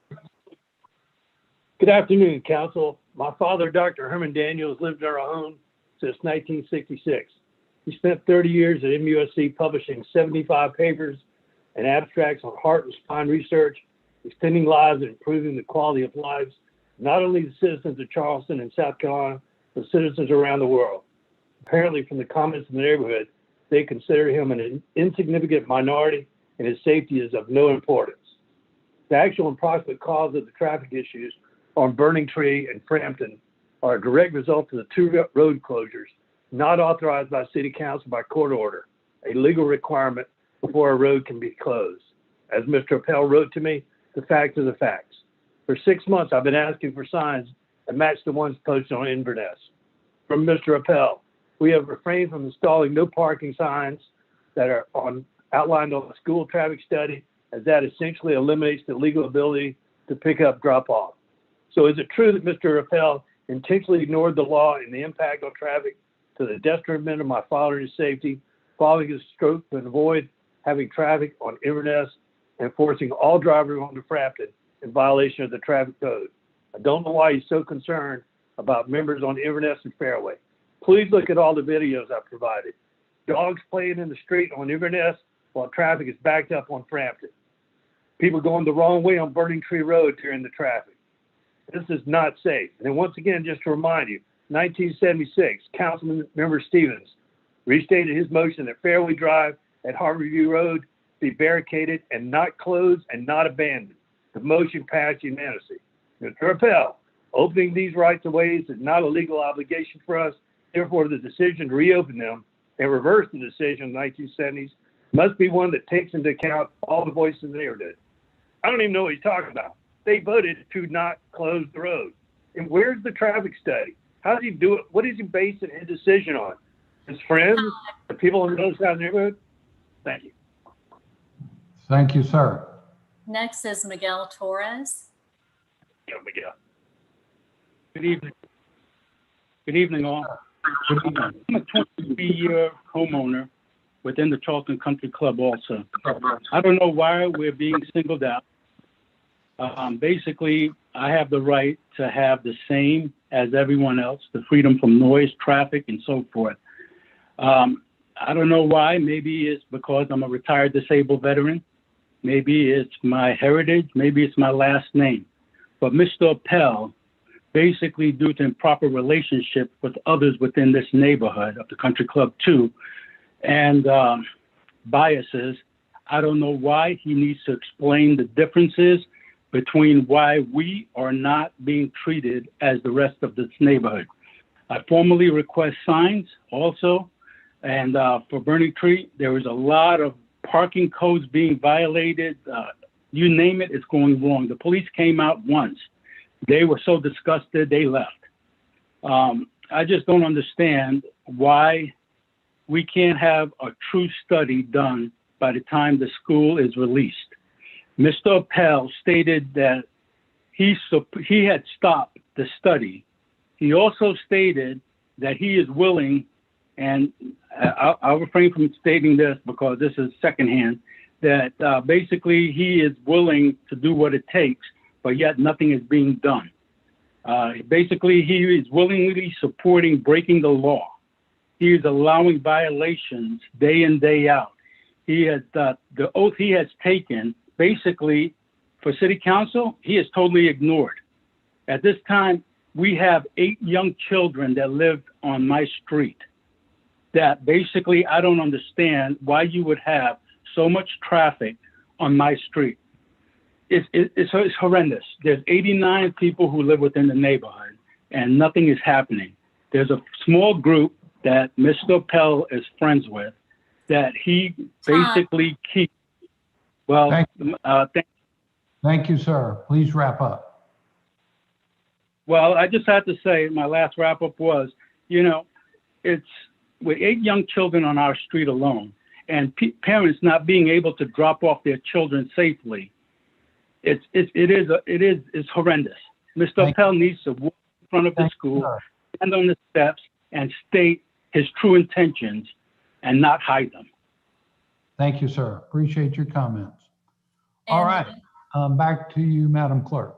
We also received some comments online and by phone, as well as letters, and those were submitted to council ahead of the meeting. 2 people asked that City Council designate Flags Across the South as a terrorist organization and ban their activity at the Battery. 8 people expressed opposition to a petition to reopen the entrances at Frampton Street and Fairway Drive because allowing traffic would make the area unsafe for children who ride bikes or walk to Harborview Elementary School. 5 people referenced city council minutes from 1976, where the city agreed not to close Fairway Drive, Harborview Road, and Frampton Street. 1 person said a traffic study should be completed at Fairway Drive, Harborview Road, and Frampton Street, and a YouTube video said that a YouTube video showed congested traffic on Burning Tree Road. They expressed concerns about the traffic.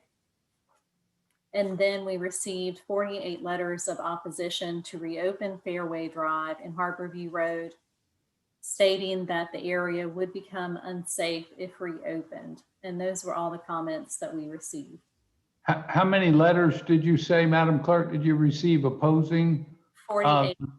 48. Okay, thank you. All right. Council members, any comments? All right. So we'll move on to our petitions and communications. First up is appointment of 2 code enforcement officers. They do other things in the city, Tori Parrish and Francis Pinto to move for approval. Second. All right, any discussion? All in favor, please say aye. Aye. Opposed, the ayes have it. Next, we have a report from the remarkable Katie McCain. I say that because she's done a remarkable job putting together our city's proposed climate action plan that we will bring to you at our next meeting so that we could accommodate a special public hearing to get public comments on this important plan. But Katie, thanks in advance for the work you've done on it. And please give us a report on that and the other work of that committee at its recent meeting. Great. Thank you very much, Mayor Tecklenburg. So the Resiliency and Sustainability Advisory Committee met on April 15th, and there were 11 of 13 members present. First on the agenda was the Peninsula Flood Risk Management Study, and Mark Wilbert shared a few updates about that, including a new 3x3 advisory committee that was created, as you all know, to enhance the public engagement part of that project. And the names of that committee, the committee have been posted on the website for everyone to see. Next on the agenda was the Heat Watch program, and Janice Barnes explained that this is a heat research program happening in Charleston this summer, and it's going to give us some more local data and bring more awareness to extreme heat in Charleston. Finally, on the agenda, I presented the Climate Action Plan, which, as you all know, we have been working on since last fall with a robust community engagement process. The committee did vote on it and voted unanimously to recommend the Climate Action Plan to City Council for your consideration. And so the Climate Action Plan will be on the next agenda, as Mayor Tecklenburg mentioned. Finally, there was a public comment period, and there were about 7 people who spoke. Thank you, Katie. Any questions, comments for Katie? Councilmember Gregory? Yes, Katie, sorry I missed that meeting. Quick question for you. Did we cost any of the recommendations out that the city would be responsible for? I know there's a lot of voluntary kinds of things that can be done. But have we done any costing out for the city at all? That was part of the process. There's a range listed in the plan with some basic estimates, but honestly, the majority of the items in the plan are either no cost or very low cost. And any initiatives with a higher price tag are things we've been talking about for a long time, such as, you know, inventorying our how we collect garbage and trash and things like that. So the street lights on the peninsula. Thank you. So you're very welcome. All right. Any other questions? Councilmember Jackson. Thank you. Thank you, Katie. And I look forward to taking up the plan for approval, adoption next meeting. I just want to make sure that, you know, people are watching this meeting will appreciate the breadth and the depth of the volunteers that went into working under Katie's excellent management plan to get the plan done. I mean, it was really, as a manager of people and stuff my whole career, it was really a pleasure to watch that whole process play out so professionally and, you know, engage people that were volunteering in their passion areas and really, you know, going the extra mile to do research and pull their creativity and their innovative you know, energies. So I think it's going to have a lot of circles of influence that spin off once we adopt it, because it will really prove that the city is serious and people are sort of waiting for us to, you know, to make that kind of contribution to their own engagement. So I'm looking forward to all the next stuff. And just one more second about that. I know we'll have had another resiliency meeting before the heat inventory day takes place in July, right? But I do think that the more we can publicize our cooperation with MUSC and the climate adaptation partners who are going to come to Charleston and literally send out volunteers to designated locations around the area and literally take the temperature of the city and then create that into a very, you know, innovative and useful database. Because people are studying science and climate impact are talking about water's one thing, heat is going to be the thing that really has to gain all of our cooperation to improve conditions that especially happen in urban areas like we have here. Thanks. Thank you. Would anyone else like to ask a question or make a comment? I'll just add on to that NOAA study about the temperature, the heat. It's definitely another risk factor for our community. It's also another factor that has, in essence, equity considerations. In essence, those who can afford it have been able to enjoy the benefits of cooling and air conditioning. And as temperature continues to rise, it makes a difference. And at the studies that I've seen so far, the areas of our city with fewer trees and more asphalt, there's a marked difference in the heat. So to map all that out and to designate that and to focus our efforts for Cool Breeze and other programs that provide air conditioning and fans to our citizens it really goes hand in hand and will be a good effort this summer. So, all right, so we'll move on next to our report on the Health and Wellness Committee, Advisory Committee, Councilmember Seekings. Thank you, Mr. Mayor. I will be brief, but would just like to sort of outline for you all what a typical Health and Wellness Advisory Committee looks like, and begin by thanking Councilmember Shealy and Paul Wieters from staff who are dedicated members, as is everybody on that committee. It's super interesting. I would recommend all of you tune in sometime to one of our meetings, and you'll see the number of things that are going on in our community that we can get involved in and have been involved in. So at our last meeting, Dr. Katie Richardson, who you all know very well from giving us updates and briefings during COVID, shared with us her efforts in Fast Track Cities, which is an update around the Tri-County area where they're looking at initiatives, among other things, to eliminate HIV in our community. She's been very active in that, and it's been amazing the things that they've been able to accomplish. A health in all policies program, something that we, I think, at council really need to think about. The idea of health in all policies is to make sure we create level changes within the city for addressing what are very apparent disparities and inequities within our community, and to better understand how we as a city can really move that needle of life expectancy in our communities. And if you look by zip code, the life expectancy disparities are really apparent, and we need to really work hard on that. If you haven't met her, we heard from Dr. Ashley Hank. Did someone have a question, by the way? That you totally sorry. We heard from Dr. Ashley Hank, who introduced the MUSC Hospital and Community-Based Violence Intervention Program.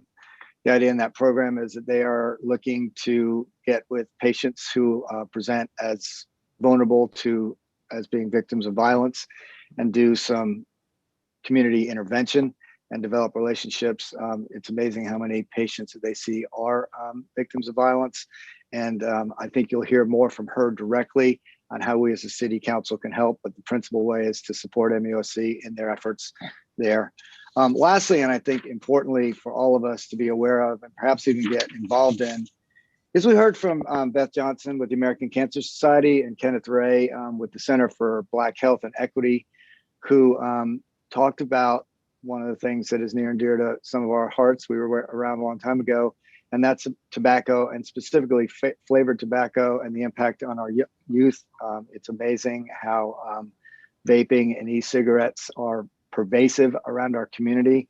And I think one of the things y'all need to be aware of, and this is something that's not just directed at this issue, but sort of something that's all near and dear to our heart, which is home rule, is House Bill 3681, which is the tobacco preemption bill. Essentially what that would do is take out of our hands at the city the ability to intervene and really regulate in any way, shape, or form vaping, tobacco products, menthol flavored cigarettes, all the like, and vaping getting in the hands of our youth.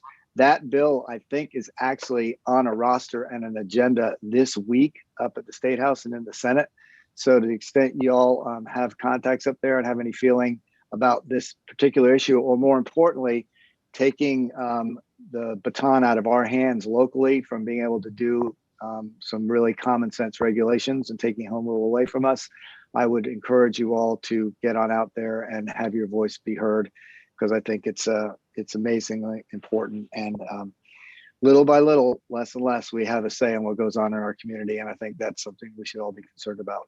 So lots going on in health and wellness in our community. Please make sure that you tune in if you get a minute. You can always go back and look at YouTube under the Health and Wellness Advisory Committee tab. And with that, Mr. Mayor, unless there are any questions, that concludes my report. And I want to thank Councilmember Shealy for being back in town so he can take this back over next time, because he does an incredibly good job. He does. Absolutely. Councilmember Jackson and then Gregory. Thank you. I'll be quick. Thank you, Chairman Seekins. I really appreciate that you gave us, a report that whets our appetite for understanding, all the challenges, and that you're bringing forward, in combination with our equity goals. So that really, it's really nice to hear. I had a detailed question about the vaping or the, smoke products preemption legislation. Is it on the House side or the Senate side? It's a House bill, but it's both. Actually, it's a House bill, but they're taking up and debating it at the Senate. Okay, so it's already passed the House? My understanding answer is yes, and I will forward you an email from Beth Johnson that has all the details on that, which I just received That'd this be great. afternoon. Yeah, I would like to gear up some advocacy around that. Thanks. Right. Thank you. Councilmember Gregory. Yeah, Mike, it was great to hear your report, especially as you talked about life expectancy and equity, et cetera, et cetera. As we move forward with developing recommendations from the commission, I think it would be very important that you take a close look at the recommendations from the subcommittee on health disparities, because I think there is an unbelievable connection just based on your report. And when those recommendations come forward to council, we have to determine who will be responsible for implementing such. And some of that will definitely come to your committee for taking a look at and making recommendations on how we can implement in order to eradicate some of the disparities that you just articulated. So I appreciate what you're doing, but just hope that we would all connect everything to what the commission is pushing forward. Well, let me just respond to that, council member, if I might, just very briefly to you and Chairman Sackman at the commission. The Health and Wellness Advisory Committee is a resource that I would encourage you to reach out to prior to finalizing any recommendations you have on health and wellness, and particularly when it comes to health disparities and equity, because there's a lot of collective knowledge and wisdom in that group, and they are well educated and have a lot of information I think that they could share back with you. One of the things we've talked about a lot is health in all policies and the health disparities and inequities. We've been focused on that. So I would recommend you use the committee as a resource before finalizing your recommendations that come to council. And I agree with you totally. And it's just not for wellness, but as you go through all of our subcommittees, it has a connection to our standing committees in particular. And I think it's going to be the standing committees that will have a great deal of responsibility for going through those recommendations and coming forward with actions that the city may be able to implement. So I agree with you. We cannot move forward, okay, without the extensive input from not just your committees, but all committees that have a relevancy to the commission. So I appreciate what you just said. Thanks. Sure. All right. Any other questions or comments? Okay. Thank you, Councilmember Seekings. Next up, we're going to do a follow-up on our workshop meeting, I think it was last week, about our upcoming municipal elections and the census. We resolved last week, we try to go ahead and take action on at least determining whether we're going to proceed and have municipal elections this November. In the meantime, we did hear from the new executive director of the Charleston County Board of Elections and Voter Registration, Isaac Kramer, and he's the guy that manages the execution, the running of the elections, and wanted to share a few observations with us about this matter. So if I may call on Isaac to share with us. Isaac, thank you for being with us this evening. Thank you, Mayor, and thank you, council members. I appreciate the opportunity to talk about the municipal election that y'all were talking about. And obviously, I'm newly appointed, and I heard about it, I think on day 4 of my job. And obviously, my ears perked up when y'all were talking about either postponing the election and what that all looks like. So real quickly, Charleston County Board of Elections, we are the ones, even though y'all have an MEC, we use our equipment, our poll workers, any election day absentee ballots, voter registration. We handle all of that for your election. So one of the things I want to just reiterate here is we want to minimize voter confusion and we want to maximize voter participation. So one of the proposals that I saw was about the June primary date. And I just want to give some caution to that. So first of all, the timeline for the census data, obviously they want to shoot for September 30th. And there's some rumors it might be earlier, it might be, could be later, and there could be lawsuits and a lot of those things. So we don't have a true date as we go forward with the discussion of the municipal election. So let's just say in a perfect world, September 30th, y'all can get the maps drawn, everything correct, and then you shoot for the June primary of next year. So one of the things is the election would be a separate election from the June primary. It would not be on the same ballot. What would that mean? Voters would have to get in line again and sit in line and then vote in the municipal election. So they would already have voted in the June primary, and then they would have had to go into line again to vote for the municipal elections. So I know from a fact of doing this for almost 7 years that voters have places to be, things to do. They may not know that they have to sit in the second line, and there will be just confusion over the whole entire process. Not to mention the participation would probably drop significantly from people who are voting for the primary and then compare it to the municipal election. So in theory, it would be a good idea because you would have everybody showing up for one election, but in reality, they would have to go through an entire different process to vote in the municipal elections.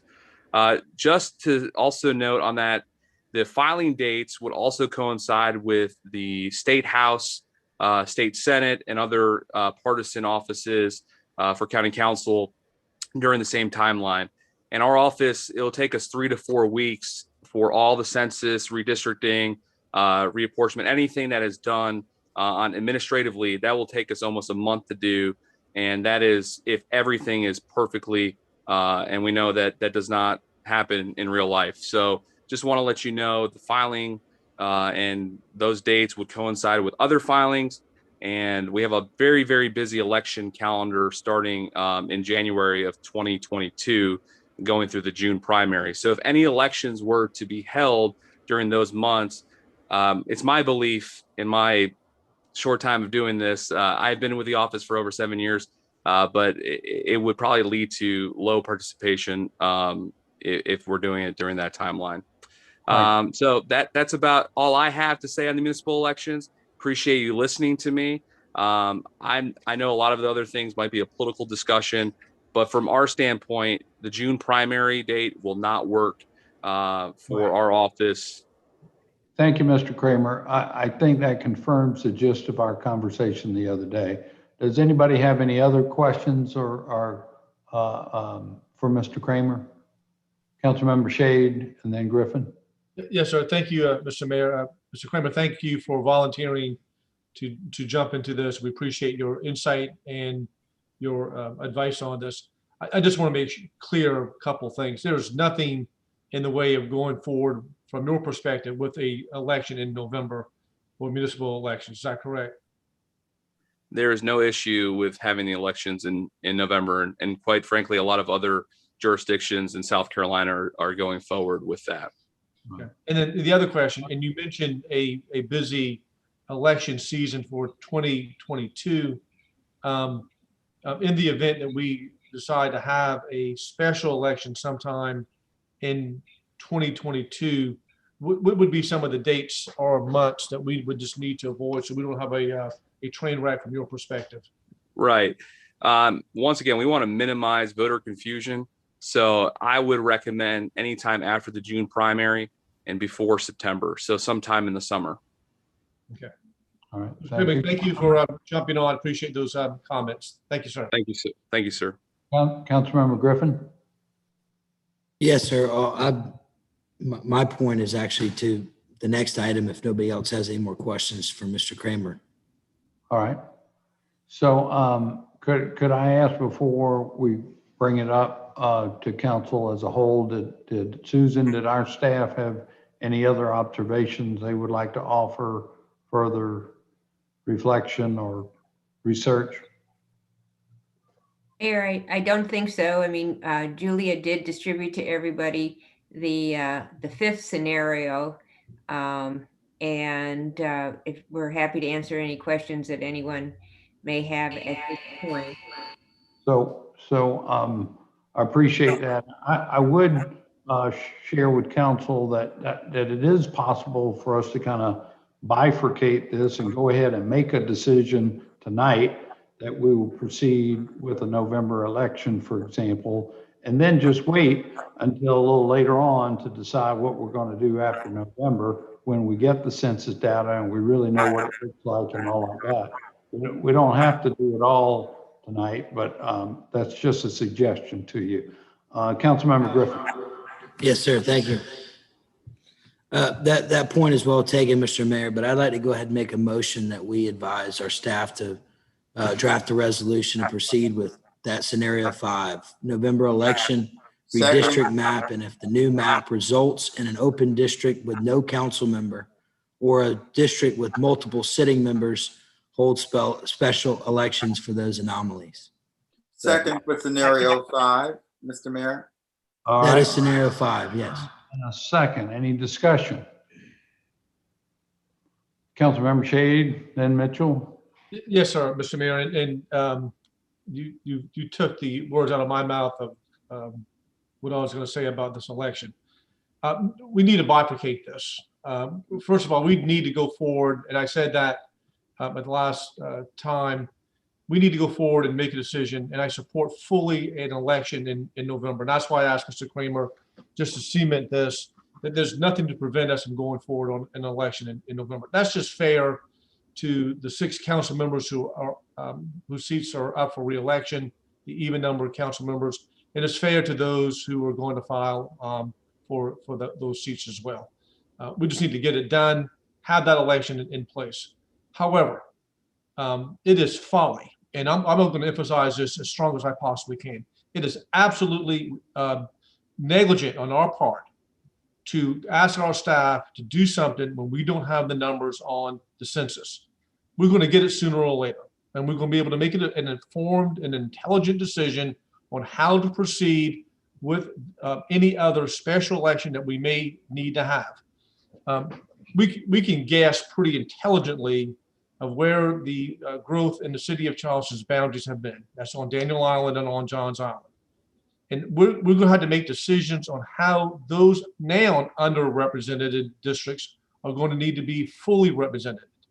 I'm certainly going to be advocating that the folks on Johns Island and the folks on Daniel Island have not one, but at least 2 members of council represent that. And we will split some of those districts, which is going to bleed over into other districts. That may not be a very popular thing with some of y'all, but it may be the right thing to do. The one thing about all of this is this. This is not about us. This is not about any individual council member. It's not about any particular candidate running for a city council seat. This is about our community. And the presentation we had at the workshop was this. Every voter, every citizen has a right to be equally represented. And that's the critical part of all of this. And if that is our guiding post, if that is our responsibility, if that is our mission, we can't fulfill that unless we have the census numbers dictating to us how we're going to represent and how our districts are going to be redrawn.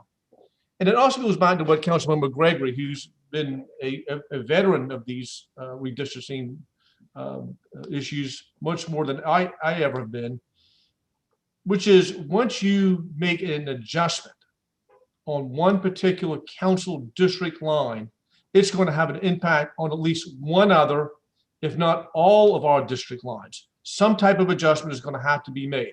Now, how in the world we aren't going to be able to ask for a resolution to be imposed to say, let's have an election on alternate 5 or scenario number 5, when we don't even have the numbers?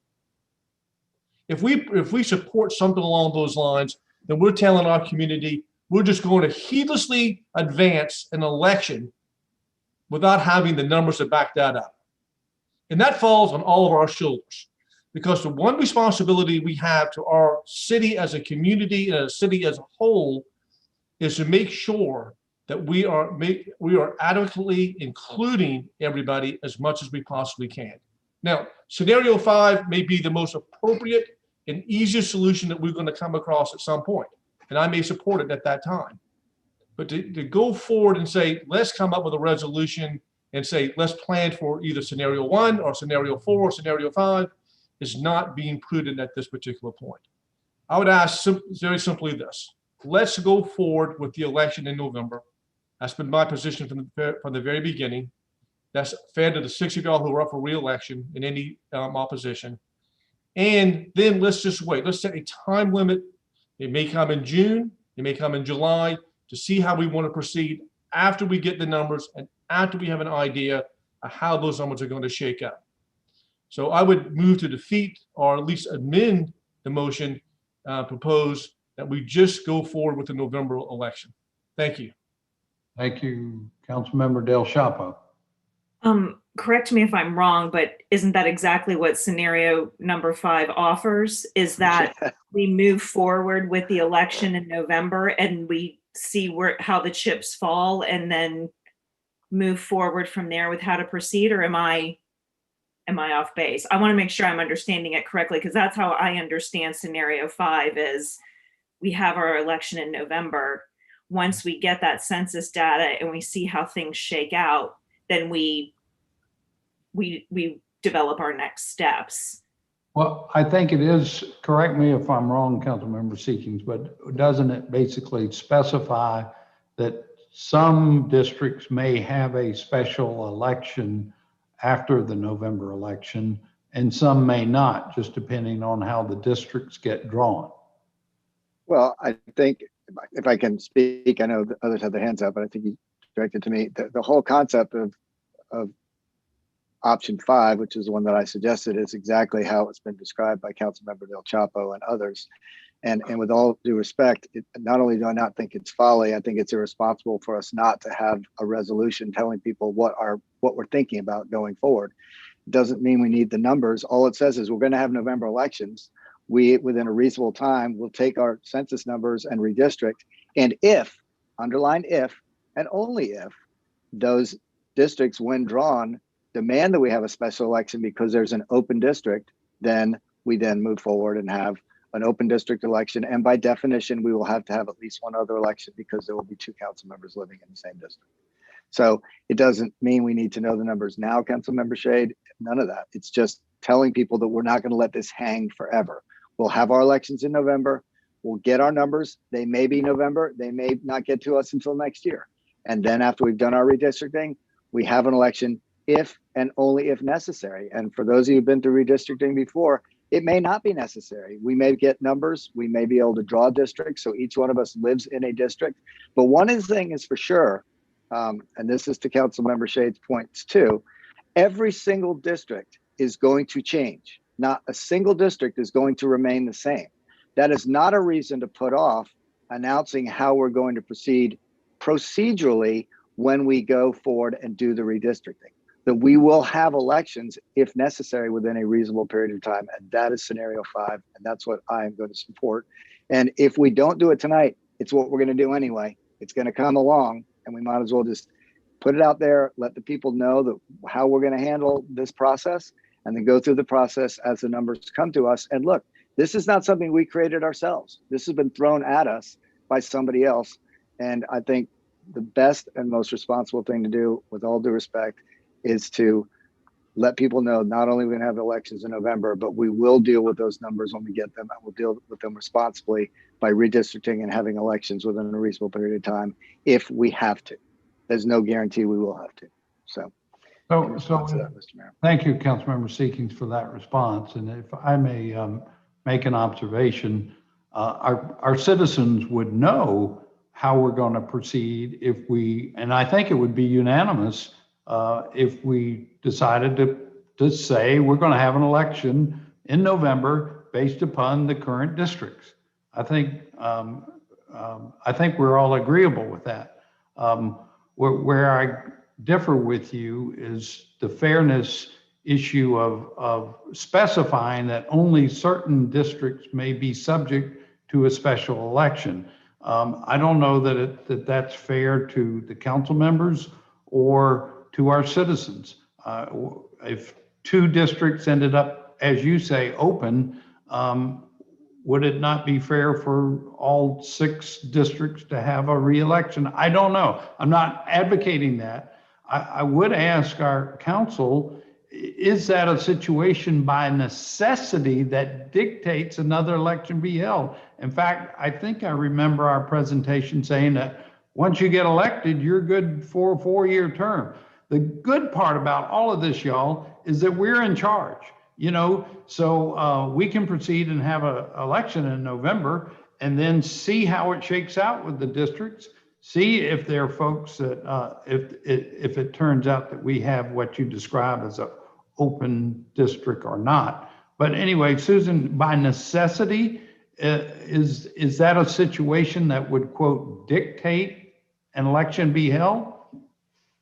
Well, again, to go back to what we talked about last week, I mean, there are a lot of different scenarios that can be pursued here. And with regard to scenario 5, the only thing I would say, and it may be defensible, however, there's no case law that we've seen where when a map has been approved, that only certain voters get to vote. And so that is a question that should be raised. And I think, Mayor, you just spoke about it, but I want to make clear that there's no legal authority that either approves or disapproves the scenario 5. And again, we want to look at our ultimate goals of how do we make sure we have voter participation? How do we make sure we have no voter confusion? And I think those are some of the principles that we've got to keep in mind when we're deciding how to pursue tonight. And so to answer your question, Mayor, there's nothing that we have found that says you cannot, in effect, bifurcate how you have an election. In other words, I think, as I understand scenario 5, we'd be talking about 1, possibly 2 districts just having an election, and the other 4, their new voters would not vote immediately. They would wait for 2 more years or 4 years. That's a little bit different twist on what we've seen in the law. All right, thank you. Anybody else like to comment? Councilmember Gregory? No, I'm just saying I'm ready to vote. Okay, Councilmember Del Chapo and Griffin would like to be heard again. Del Chapo? So I'm sorry, but I guess I don't understand some people wouldn't be able to vote again. I mean, let's say, I don't know. I mean, I don't like putting this out into the universe, but let's say I passed away and now my district is open. Only District 1 folks would vote for me. That doesn't make it unfair for the other 11. So I guess I'm trying to understand what that means. If you suddenly have a district that's unrepresented, how does that make it's unfair for those people? They need to go to the poll and elect someone to represent them. It doesn't make it unfair for those people who have representation. I think I'm missing something here. So I think, and we've talked about this, I think the focus isn't just on residency, but on, when in effect do you get to vote for your vote on a map and who's going to represent you in that district.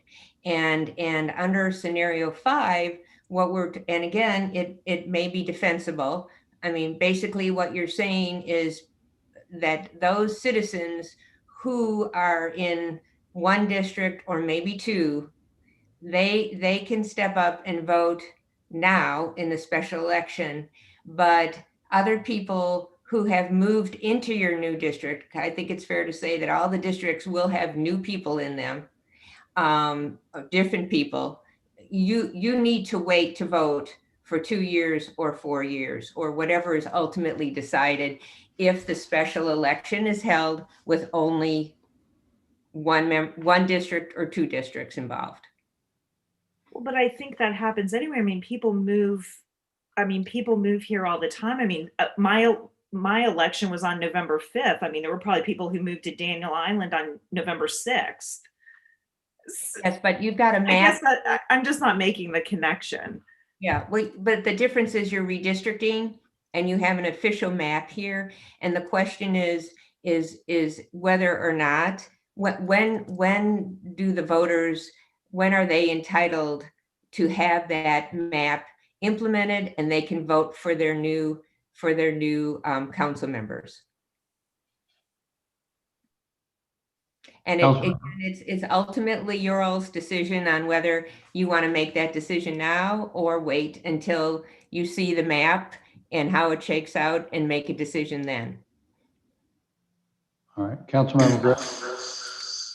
Yes, sir. Thank you. And I think, Susan, I hear what you're saying, but I think that your argument for me, that argument kind of relates back to whether or not we want to have an election in November. And from what I've heard, the overwhelming majority, if not unanimously, everybody's on board with having an election in November.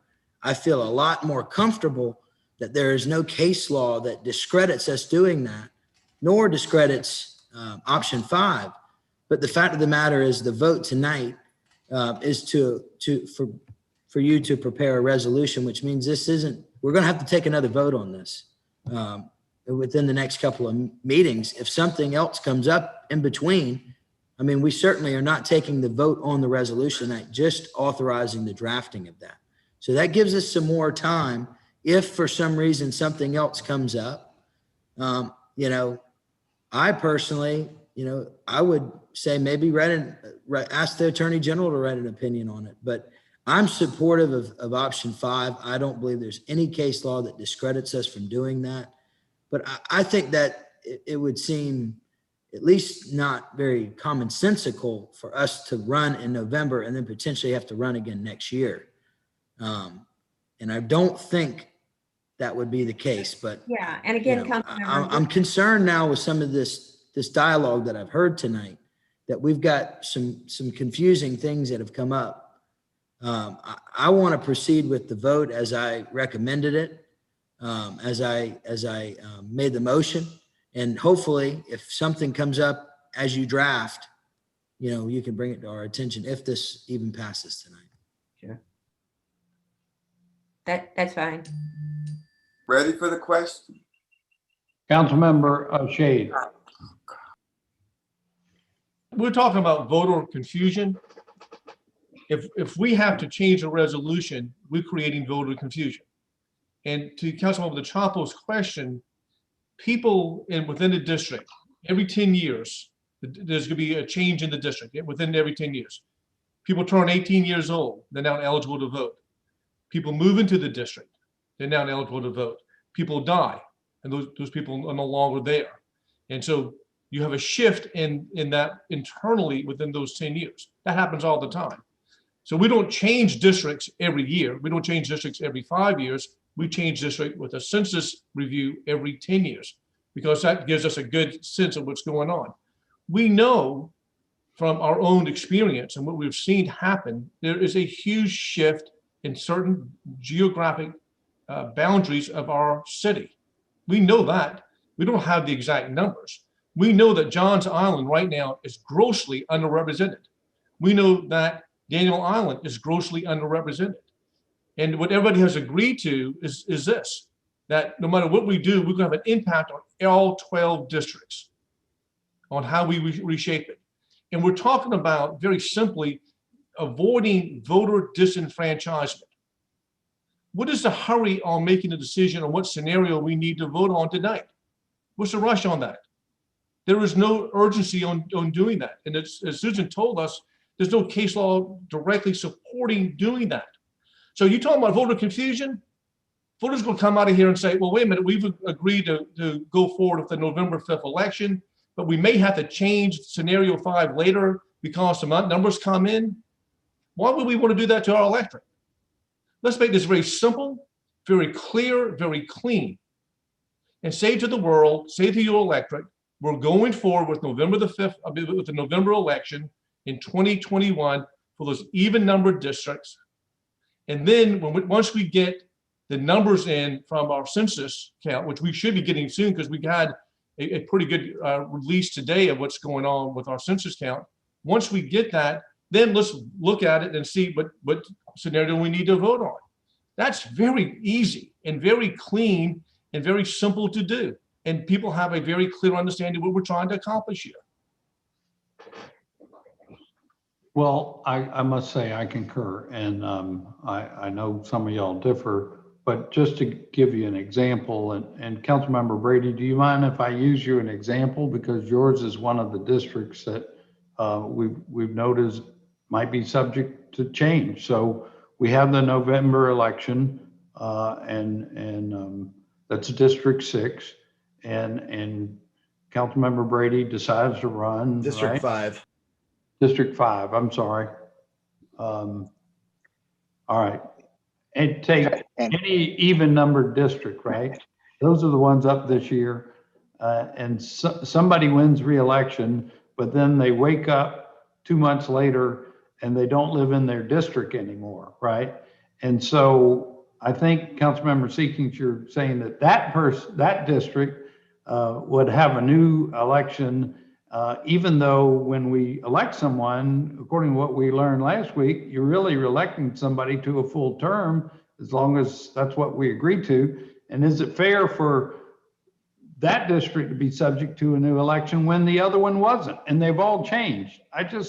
I agree with Councilmember Shade. It makes it crystal clear if we just agree at this point that we're going to have an election in November, and it's based on the current district lines, and then we decide what to do later. But that's, I respect everybody's opinion. Any further comments? I'll call the question. The motion is to direct staff to draft a resolution along the idea of option number 5. Councilmember Mr. Mayor, just procedurally, if Councilmember Shade wants to put forward an amendment. Oh, come on. I said I didn't want to add that amendment. Yeah, I would like a roll call vote. Absolutely. Was there a second? There was a second. I think Councilmember. I seconded. I seconded. So you're going to ask us to vote up and down on the full November election scenario 5. Yeah. Right. And then if it passes, it passes. If it's defeated, then we have to have another. It's a resolution. Correct. It's the direct staff.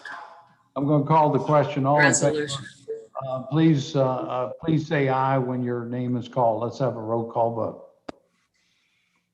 Councilwoman Del Chaco, Yes. Councilmember Shealy, Aye. Councilmember Sacrum, Aye. Councilmember Mitchell, Aye. Councilmember Brady, Aye. Councilmember Gregory, Aye. Councilmember Waring, Aye. Councilmember Seekings, Aye. Councilmember Shade, Nay.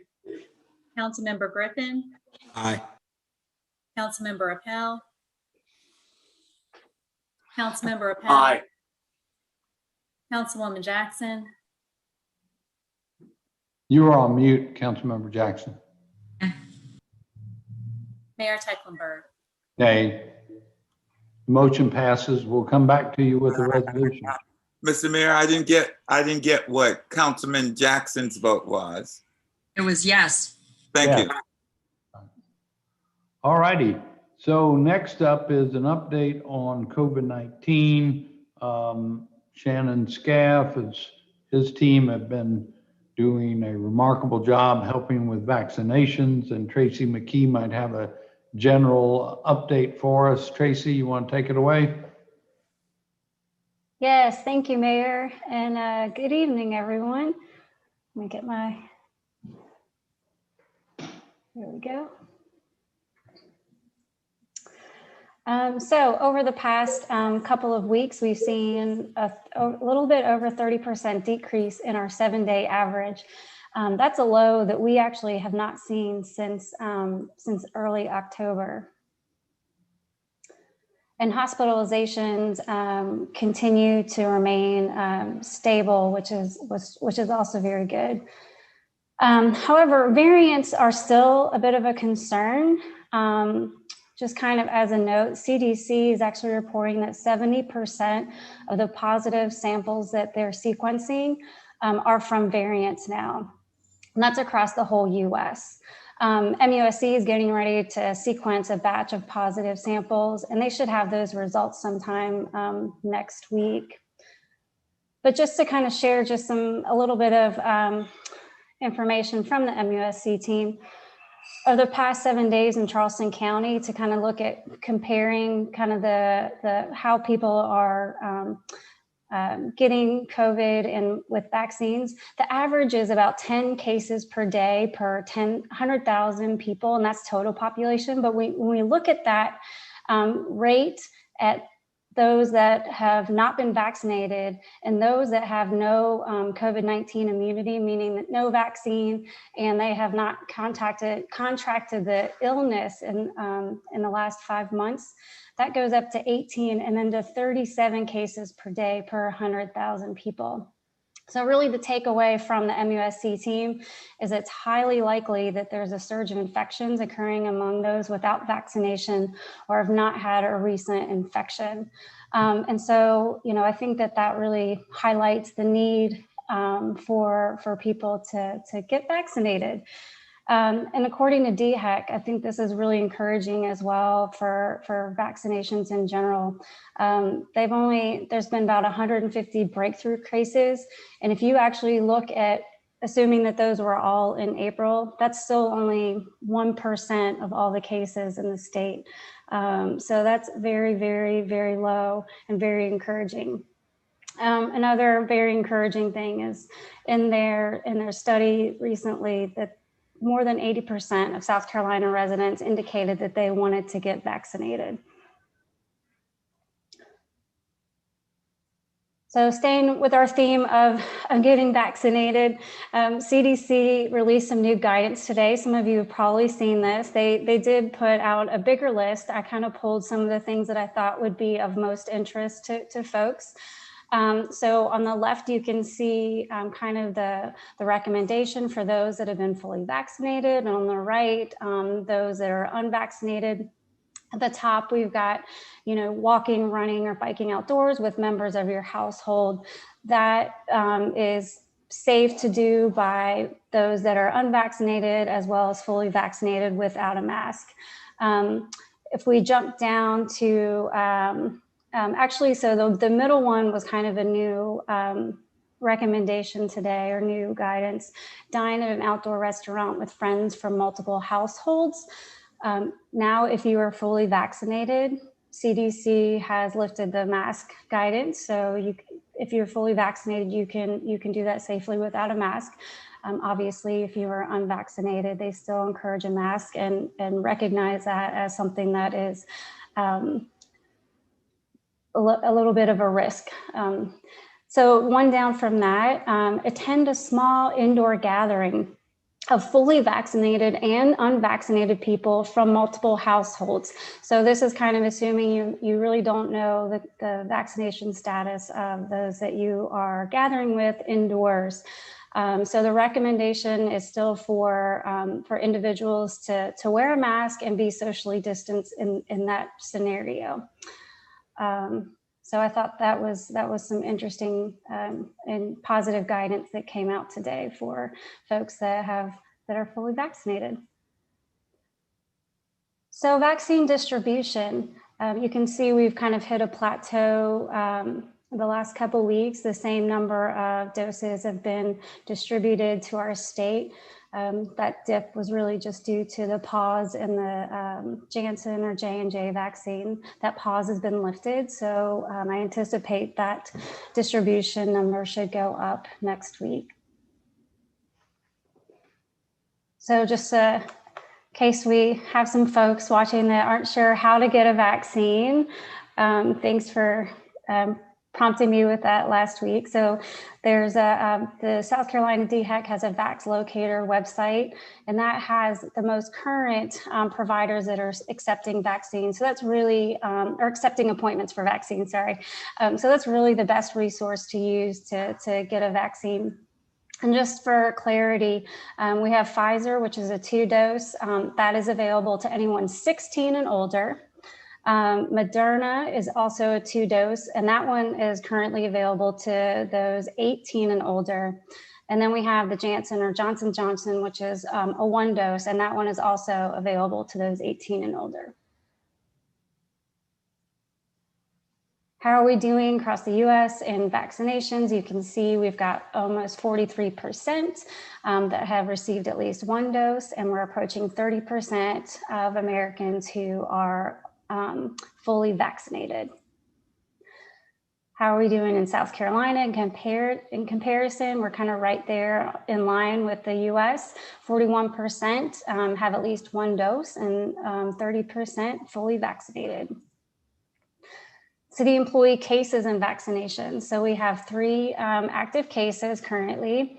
Over the course of the pandemic, we've had 282 cumulative cases, and we are now at 36% fully vaccinated for city employees. And unfortunately, you only get me tonight. Shannon got the night off. So just some information from Shannon and his team. They've been doing some amazing work in the vaccination efforts in the community. There have been more than 35,000 city-assisted vaccinations happening in the city of Charleston. And that team is continuing to support existing and new vaccination efforts.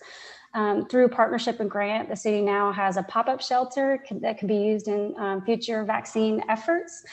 And MUSC is continuing to utilize the space at 180 Lockwood, and they're administering kind of on average around 5,500 doses each week at that location. So a lot of great work happening, and I'm happy to try to answer any questions y'all might have. Any questions for Tracy? Councilmember Shade. Tracy, I was watching the news earlier this morning about the number of folks not following through with getting their second shot. How does South Carolina compare with the national trend on folks passing up on their second shot? Yeah, I looked for that information on the vaccination dashboard. I don't see where DHEC is actually reporting that at the state level. So I'll continue to look for it. And if I find it, I'll be sure to share it with you all. I was just more curious to see how we were faring with the rest of the country on that. And I really don't understand the issue. If you took the time to get your first shot, why would you not go forward with the second shot? But I just wanted to see how that was panning out locally for us. Thanks. Sure. I got my second shot already. So last week, yay. I got mine too. I'm all good. All right. Anybody else? Questions, comments? Well, thank you, Tracy and Shannon, for y'all's work on this. We do, I spoke with Dr. Cole Monday morning, and he indicated, along with Dr. Cawley, that demand is softening a little bit, and particularly for what you would call the one-off clinics. Business has been pretty steady at Lockwood, but MUSC does plan to expand the hours a little bit and also make vaccinations available to folks who walk up without getting an appointment, to try to make it more convenient for people as the demand softens a little bit. So more to come on that, but we're going to continue our efforts and try to get as many people vaccinated as we can. So thanks for everybody's work. So next up is council communications. This also is a follow-up from prior conversation. Councilmember Waring asked for this. Councilmember Waring, if you don't mind, I would like to ask Rick Marquardt to give us a report. We had asked him after the last meeting take another look at city council chambers and assess, how many people we could get in there under current conditions. And Rick and the team have taken a look at that. Rick? Yes, sir. Good evening, Mayor and council members. Tracy has a diagram that she's going to put up for me for the visual people. And I know there's a couple council members that are in chambers tonight, so this is not to scale as it comes up. So in anticipation of the CDC loosening some of their COVID-19 restrictions, we were asked to reevaluate the occupancy for council chambers. Instead of using the 6 feet, we looked at it to see if we were able to use the 3 feet recommendations that they're currently using for elementary schools. And based upon that, as you can see, we can get 25 people on the main floor.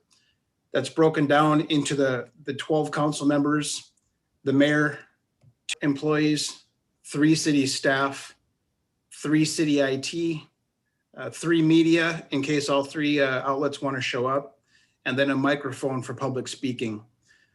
We're still working through the flow for the public, but according to the fire marshal's requirements, it's limited for what we can put in the hallway.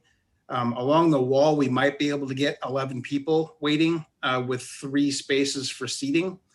And we have not used the boardroom vestibule yet. That's unmarked. There's a lot of desks and stuff that they're not sure if they can relocate, that Tracy's identifying right now. And if we can do that, we can get some more seating for overflow. But that's the way it's looking right now with the anticipating of 3 feet distancing for CDC recommendations. Okay. Well, thank you, Rick, for taking another look at that. Councilmember Waring, do you mind if I just throw out a suggestion to us based upon? No, I don't. Go ahead, Mr. Mayor. So we still don't get a lot of people in council chambers. And as y'all know, every year we historically have some away from council chambers meetings around the community.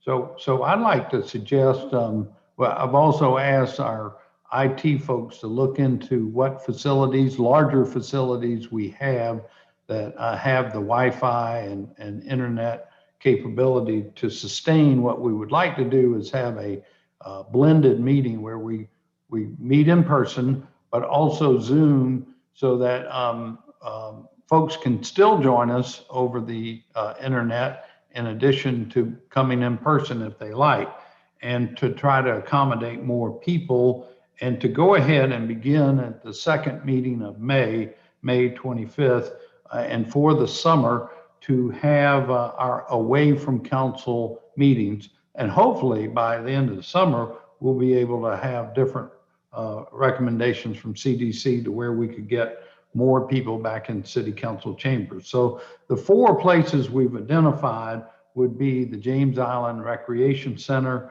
the Bees Ferry Recreation Center, the Daniel Island Recreation Center, and the Gilliard.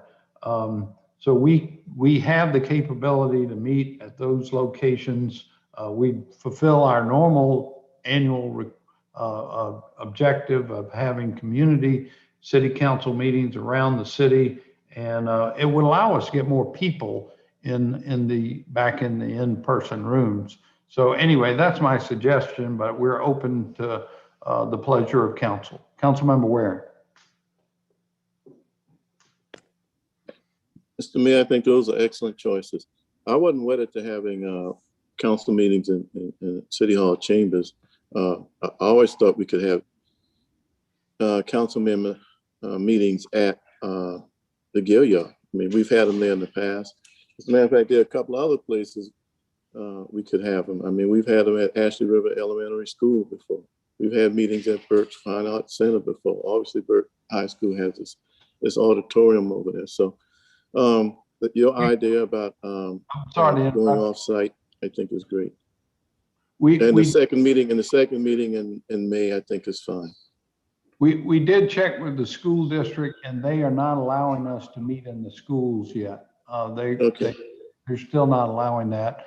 I'd recommend the Gilliard first, but the 25th is right, at the beginning of Spoleto, And so I think it would be best to be at one of the other, well, either James Island or Beach Ferry, then do the Gilliard, and then do the other two. Mr. Mayor, I'm fine with that as well. I just think we ought to get back to meeting with the public. Those other venues that you made mention of, I'm fine with that as well. We just need to get back and be more transparent than only Zoom allows. Absolutely. I'm ready. I think we're all ready. Councilmember Griffin. Thank you, Mr. Mayor. As you all know, I've been down here at City Hall these last few months, and it does present some challenges trying to do Zoom, especially with multiple people in the room. I know y'all probably hear our echo, but we're down here. There's 4 of us today. We're all spread out. None of us have contracted the virus since we got here, but it just doesn't feel fair to meet and not be able to face our constituents. And I know my district's telling me, Harry, I don't care where the meeting is, just make it public. And if we can keep pushing towards that goal, I know it's going to come back up at our next meeting to take a vote. If, in the next couple of weeks, we can put a plan together, Mr. Mayor, so that we can take that vote and have a location for the following meeting. If you think we can get it done in a month, that would be a big step in the right direction. I know that, we always are looking to follow CDC guidelines, but, just for example, we actually decided that we weren't going to wear masks outside before the CDC recommended it. And our numbers are still dropping. So we need to think about what's best for our citizens. We need to make a decision for them. We can't think about the collective whole of the country, but if we look around us and we look around these other municipalities, they're all making steps to meet in person again. Almost every one of them have already put that procedure in place and are doing it. And I believe the last couple of municipalities close by have now got that procedure in place and will be meeting in person within the next week or two. So I hate that we're the last ones to the table on this, but I would love it if we could continue to push this conversation forward and make a decision within the next month. Thank you. Councilmember Jackson, then Shade. Thank you, Mr. Mayor. I hope I didn't miss this. So I have a quick question.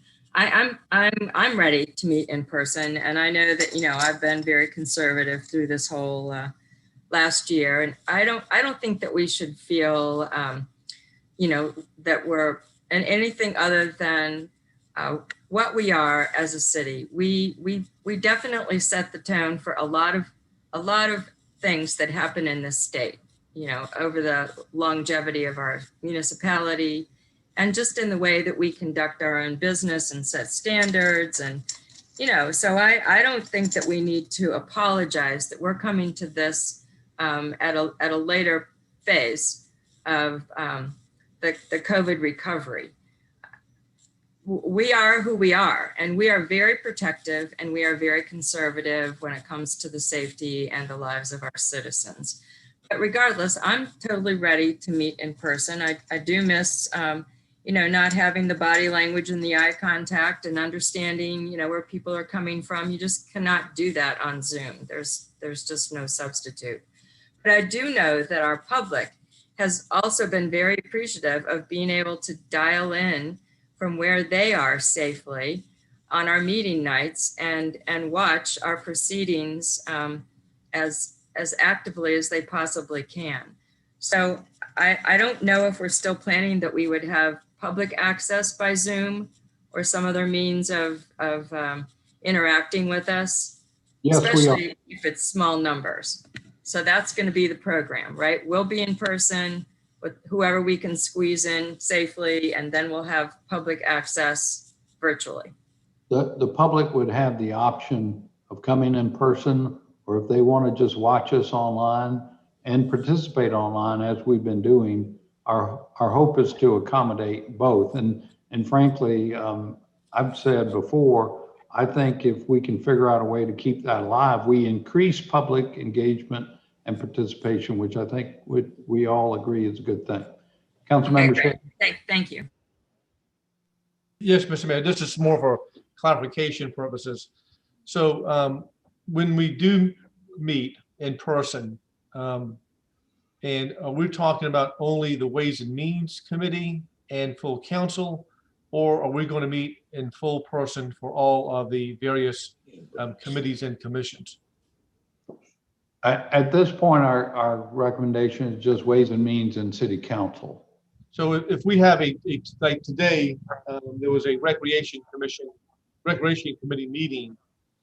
And what we've done in the past, when we did meet remotely at different sites, we would all gather at early for those committee meetings and then roll right into Ways and Means and other committees. So for instance, would recreation meet by Zoom only and then meet in person for Ways and Means?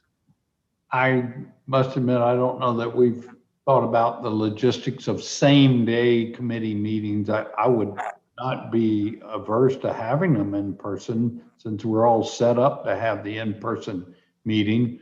But like if you have the Monday afternoon meeting, we could still Zoom it for now. It's really. I'm just throwing that out there for consideration and discussion. It doesn't, and I think that's something that I don't know if we've thought all that through, but I would just add that should be part of the discussion. Okay, great. Back to Councilmember Waring. Thank you, Mr. Mayor. Listen, we had this nice discussion. We've had it before, but I think your idea is right about going out, to larger sites. But what I like to do is put a motion on the floor that we meet in person, give staff time to work out the logistics. The second meeting in May, not the first meeting in May. Second meeting in May. Correct.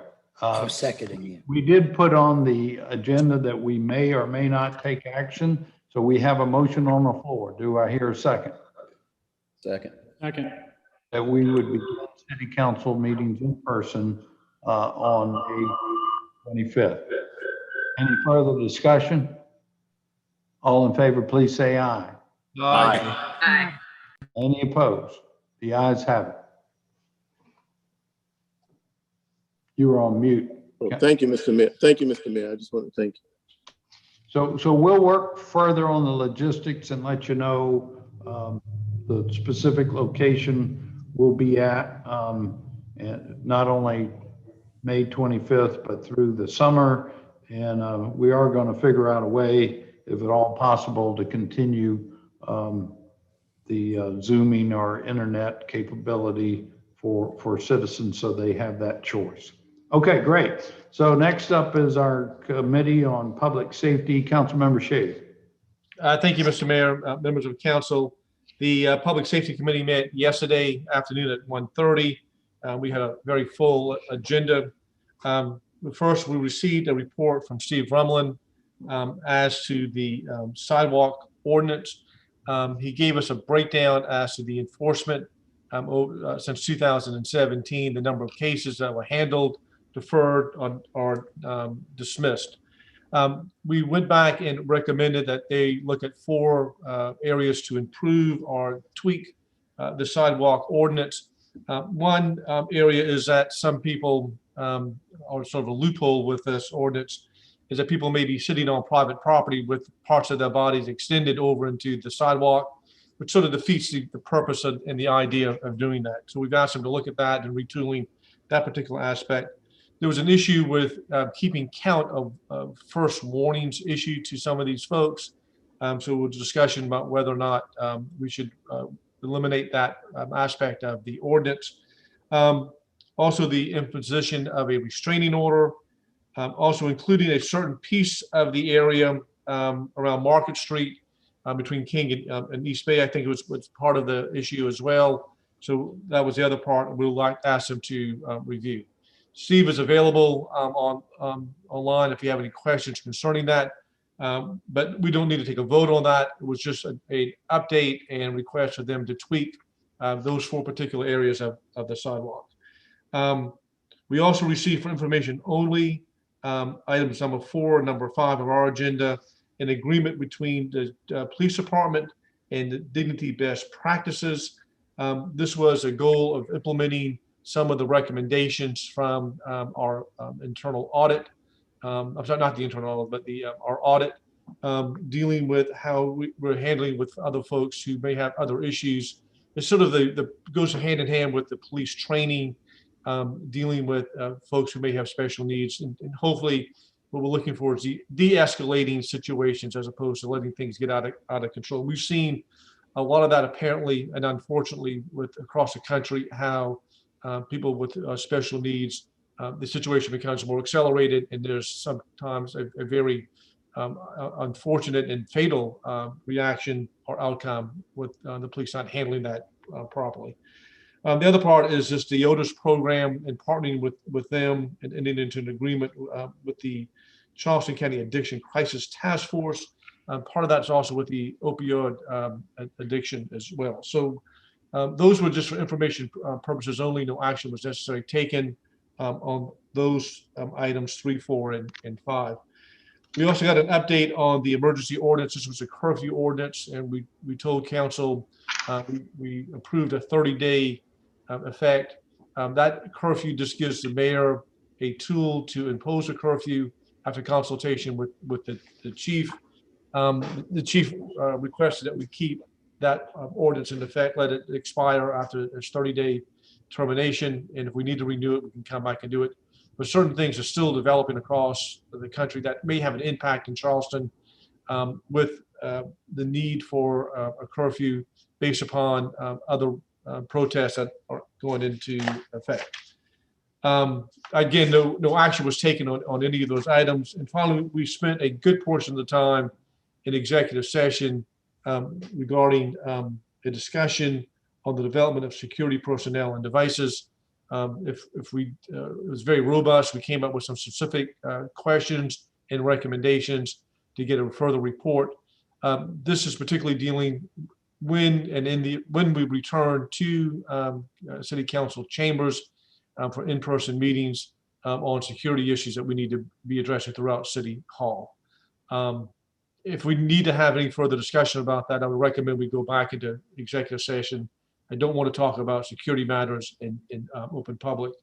I see Chief Reynolds is on the line. If you had any specific questions for him concerning that, and Chief Courier certainly weighed in as well.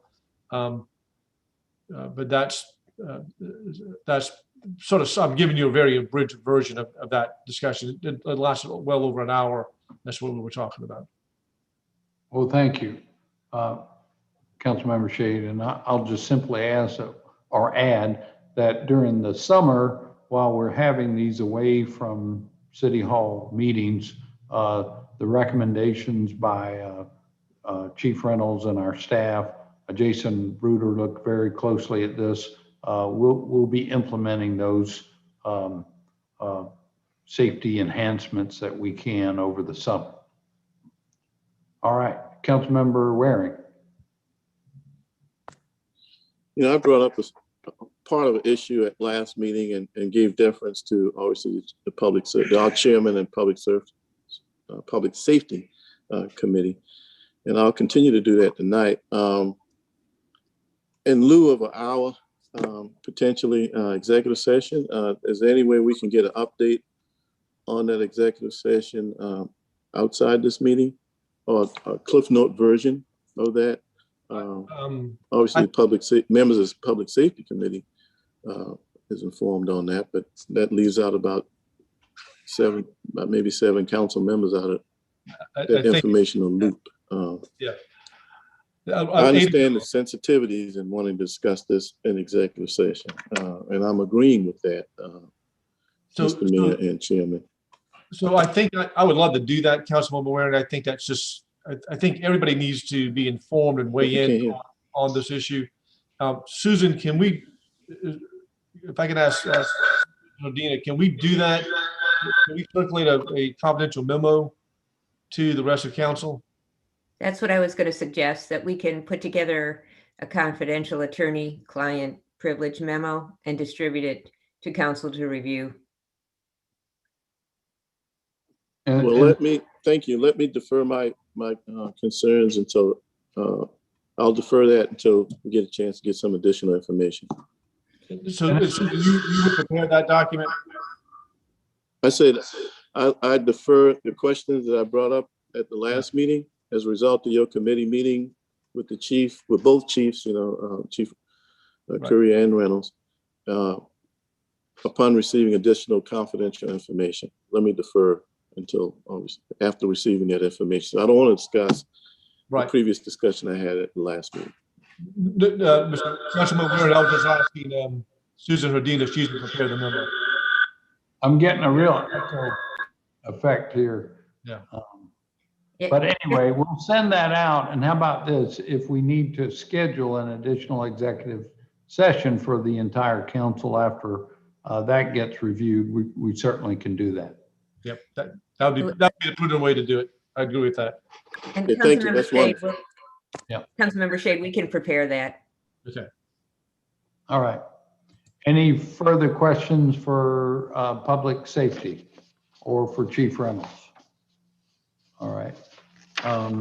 Hearing none, we did vote, I guess, just an additional update to that civil sidewalks ordinance, but we can vote on that when it comes before us. So I think everything's for information only, correct? Councilmember Shade? Yes, Mr. Mayor, that was all for information purposes. Those are just recommendations. And then once we get a proposed revised ordinance, we'll bring it for full council. Great, terrific. Thank you. Next up is Committee on Public Works, Councilmember Waring. Thank you, Mr. Mayor. We met on yesterday and we had a discussion on the amendments of this street tree manual, which are actually some pretty good amendments. So thank you. It was voted on and passed unanimously, and I so move its adoption. All right. Do we have a second? Second. Any discussion? All in favor, please say aye. Aye. Aye. Any opposed? Under item B, we did receive an update from Mr. Fountain on the Stormwater Manual Task Force. We had an executive session that we got information and brought up to speed on the situation that you see drawn on your agenda, but no action steps were taken on that. That's the extent of my report, but I'm gonna let Mr. Fountain finish it out by a Cliff Note version of the Stormwater Manual Task Force update. Mr. Fountain. Yeah, thank you, Mr. Chairman. Just very briefly, we did reconvene the Stormwater Manual Task Force that had originally been sort of the diverse group of stakeholders that had met to discuss the Stormwater Manual and make supported recommendations to staff that were incorporated into the final manual. It's basically been 9 months approximately since the manual went into effect. We've had about 75 unique development applications come through the review process in that time. That's unique properties, not numbers of reviews of those properties. So there's been a pretty good testing of how the manual would go into practice from the design side. The task force indicated that it's generally gone well. I think there's certainly a stricter requirement, but there was a understanding that it's clearer and has less discretion associated with the manual. So that was something that was seen as a positive. We did discuss further then modifications that might be needed to make to the manual based on this experience and also complaints staff has had from the public. I think the main area we discussed was smaller sites that are not currently covered by the kind of the stricter standards of the manual. There was some discussion at the task force just very briefly on not making that overly restrictive for very small, especially commercial sites being built. Making those basically impossible to develop. The methodology we basically presented and I think was well supported was to do a pre-development drawing to show where water would flow on a site, and then a post-development drawing to show after grading how water would be directed into a public drainage system. That I think was seen as a good medium where it doesn't involve a lot of design cost. It's work that should be done anyway on a site development. But it does provide some security for neighboring properties, basically that water isn't being dammed up on neighboring properties and causing flooding, which is what we're seeing is still one of the major complaints are these small properties as they develop that way. We did also discuss the fill ordinance options for additional restrictions to fill. The task force basically asked that we see some of the 75 projects through and into construction to see how those are working from a fill perspective, because again, while we've had 75 sites come in, most of those have been in the last handful of months, so they haven't made their way all the way through into construction yet, obviously. Only a few of them have gotten into construction. So the area that was discussed in more detail, however, was the idea of potentially looking at a restriction on slab on grade foundations within the floodplain as a way to disincentivize fill. That was generally supported by the task force.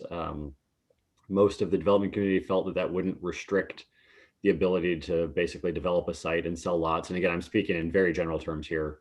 I did want to note that the task force does not have a strong representation from the building community. It's much more the development, the site development side community, the technical community, scientific community, and residents. So I think we do need to still reach out to the builders on this, but there has been pretty good support for potential restrictions again on slab on grade within the floodplain, with some caveats to make sure we don't negatively impact affordability of housing construction. So I think at that point, basically we were directed by Public Works Utilities Committee to basically start making these changes that we've discussed with the task force, bring back the draft of those for review by the committee, and also to start the drafting process and outreach associated with it, looking at a slab on grade foundation restriction within the floodplain. Great. Thank you. That's the extended report, Mr. Mayor. I just wanted to give congratulations to Mr. Fountain. Many of you all may have seen, I believe it was in the city paper. He had an extensive article in there, had glamour shot too with his picture, talking about our drainage, some of our drainage projects. So congrats, Mr. Fountain. Thank you for that. All right, were there any other questions or comments for Mr. Fountain or this committee? All right, hearing none. Next, Committee on Recreation, Councilmember Gregory. Yes, Mayor, I'm going to ask Jason, Laurie, and Scott to give a brief update on the items contained in the report. All right, thank you, sir. Jason, you want to go first? So yes, Mr. Mayor, Mr. Chairman, I can start in order on the agenda if that is a little bit different than we had in our meeting, but I will try to keep this succinct. And if it's okay, I will just keep presenting. And if you have any questions, please feel free to interrupt me if that works for everybody. So I'll go through first the Parks and Rec Master Plan update. So we had our consultant on the call earlier, and I'm going to try to go through this quickly just to kind of give everybody an update on where we've been, where we will be soon, and the outlook on the schedule. So since we started this project, the consultants have visited over 145 city sites, and the architects have assessed 36 structures on those sites. They've analyzed our recreation programming offerings, reviewed demographics, analyzed service areas of all facilities and parks to identify gaps in service, reviewed existing studies and previous reports, performed a social needs and conditions analysis to identify those areas that will benefit most from parks and recreation services, benchmarked our facilities, programs, and budgets with 32 other agencies of similar sizes in the Southeast. A challenge during COVID, I think that we've all had, is public engagement. So what the team did, we put together a statistically valid survey of over 600 households. We had 2,400 responses from our website survey. This was a unique thing that the team came up with. They went and they had t-shirts printed up, and they visited over 20 locations in our parks and just talked to people that were there using the parks. They have over 324 surveys that they were able to gather, and they talked to many people that may not participate in an online meeting, may never go to a public meeting, and may never fill out a survey. So it was really interesting feedback, and it was a wonderful way for us to get that person-to-person contact during the pandemic. In addition, we had 28 stakeholder meetings that involved sports groups, outside recreation providers, city partners, and other groups as well. Participated in 10 of the city plan listening sessions with over 300 participants each, reviewed the city plan results from over 3,000 people, additional online engagement with 108 individuals, worked with 59 staff members to develop a strategic plan with a new mission, vision, values, goals, and objectives for Parks and Recreation. And the consultant team came to Charleston last week with our local rep and met for 3 days to review all of this information. So that's where we have been, and here's where we go. So they are bringing all that information together. They're putting together a citywide park and facility recommendation, working on individual park improvements with cost estimates, recommendations for overall department organizational structure, potential for income generation, looking at staffing, funding and revenue generation, partnerships, programs, and services. So I'll end up here with the schedule going forward. May 10th, the team will be in town, and Laurie and I will review the draft recommendations. And then on May 13th, we were going to schedule the next steering committee meeting, which hopefully some of you will be present at, to review the strategic plan and preliminary recommendations. Finally, on the 17th, we'll be meeting with the mayor to review everything that I've just talked about. And then May, we'll come back to the Recreation Committee, present the findings. Early June, full draft final plan to the steering committee. June Recreation Committee for the draft of the final plan, and then hopefully bring it back in July to present to the full council. So that is where we are and where we have been on the Parks and Rec master plan. Any questions on that? I know that was a lot of information, and I apologize for that much. You look good. Keep going. All right, so we're gonna keep going. Get back to my other page. So we also gave an update on the Alma Dungeon Community Center. So many of the contract the contract terms have been completed. We've installed the new structural supports for the second floor. We've repaired the old termite and rot damage. We've replaced a lot of the second floor joistings and flooring. Framing for the new restrooms have been completed. Plumbing work has started, and as well as the HVAC ductwork. What we did find, as with any of these over 100-year-old buildings, when we started peeling back the onion, if you will, we pulled the ceiling down, and the original issues were because the ceiling caved in the back corner of the building, and that's when we had the structural evaluation done. Well, we didn't have the ability to see everything, so when we started pulling the ceiling out, we found there was additional former termite damage, additional brick and mortar issues that created moisture issues, more rot. So we had to call the structural engineer back in. Engineer has reviewed those issues and prepared additional documents for repairs. We have a change order in the queue that will be coming to the next council meeting with not an insignificant amount of money, but nothing too substantial. This would also incur a time extension. So we're waiting for the contractor to come back with a new schedule, which we will have to amend their contract. I'm going to keep going unless you have any questions.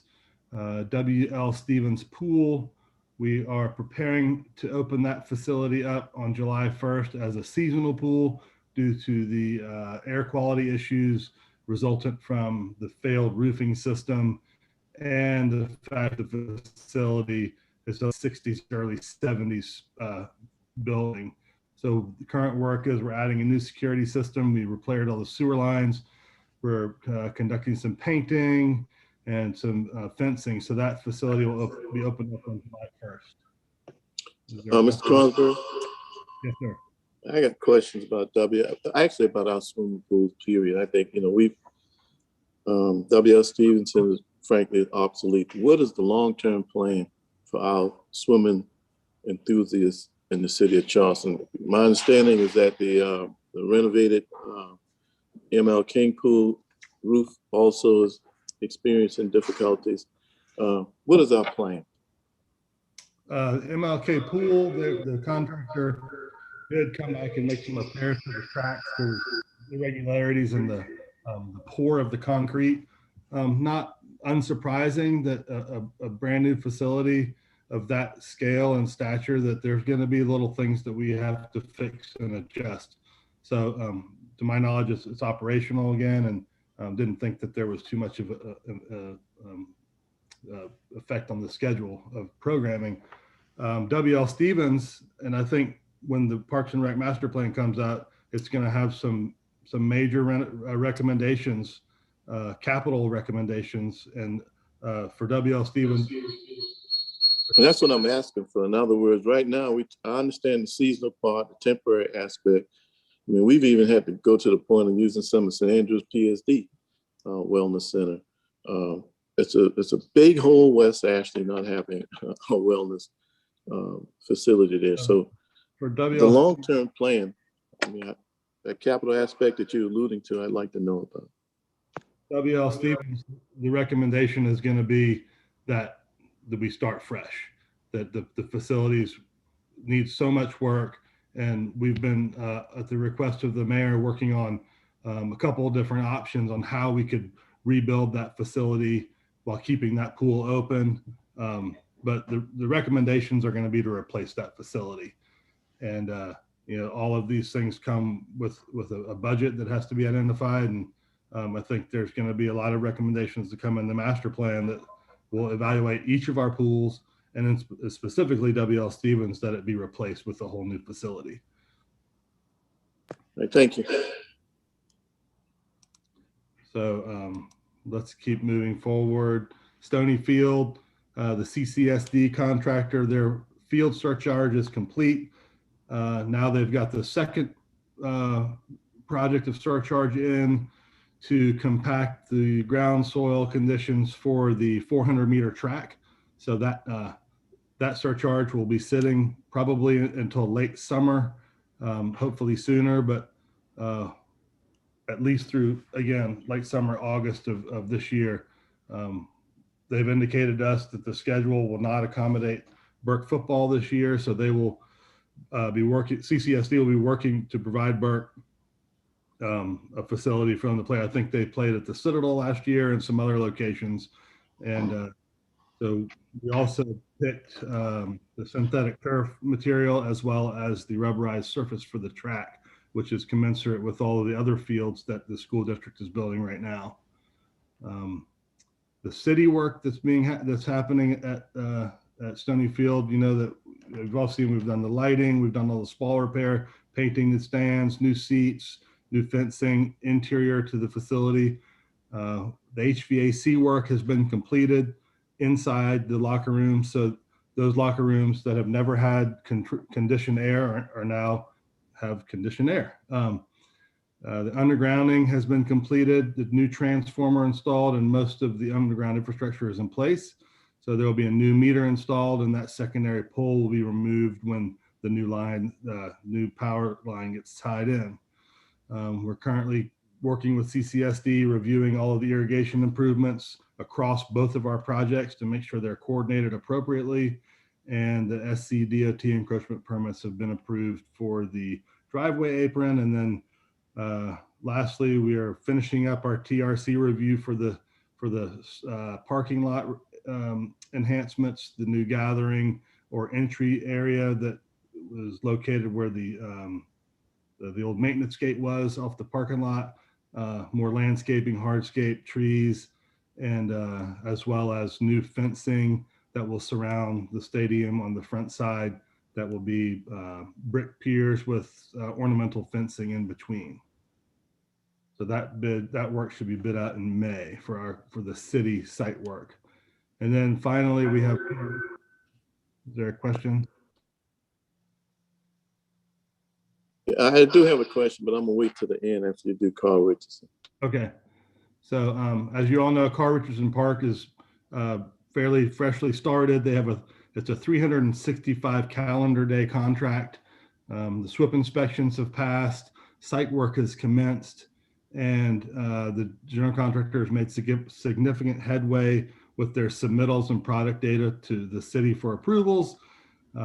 As you can all imagine, the contractor has encountered significant debris at the end of the point that extends out into the marsh. So we're making determinations on how we contend with that rubble that's out there at the end that doesn't have any soil materials on top of it. It might require us to shorten the finished area, creating the overlook a little bit short of the end. And but we're working with the architects and engineers now to figure out some sort of geotextile fabric that we can cover up that rubble with to create a grass and gravel surface that's that gets us down there to see those incredible views out there on the point. The building pad for the project was also excavated, and again, this is on the formerly highland of the area. Again, significant amount of debris on that area. The proof roll did not pass, so we're working with our third-party geotechnical engineers to come up with strategies to get that proof roll approved so we can proceed with the construction of the park house. So that's kind of quickly as I could an overview of the items on the Parks and Recreation Committee agenda. Great. Councilmember Waring. Well, I just had one last question on going back to W.L. Stevens and the bikeway. You know, about a year and a half, almost 2 years ago, we spoke about a footpath or bridge from the bikeway into W.L. Stevens, I almost say park over there. Okay. I think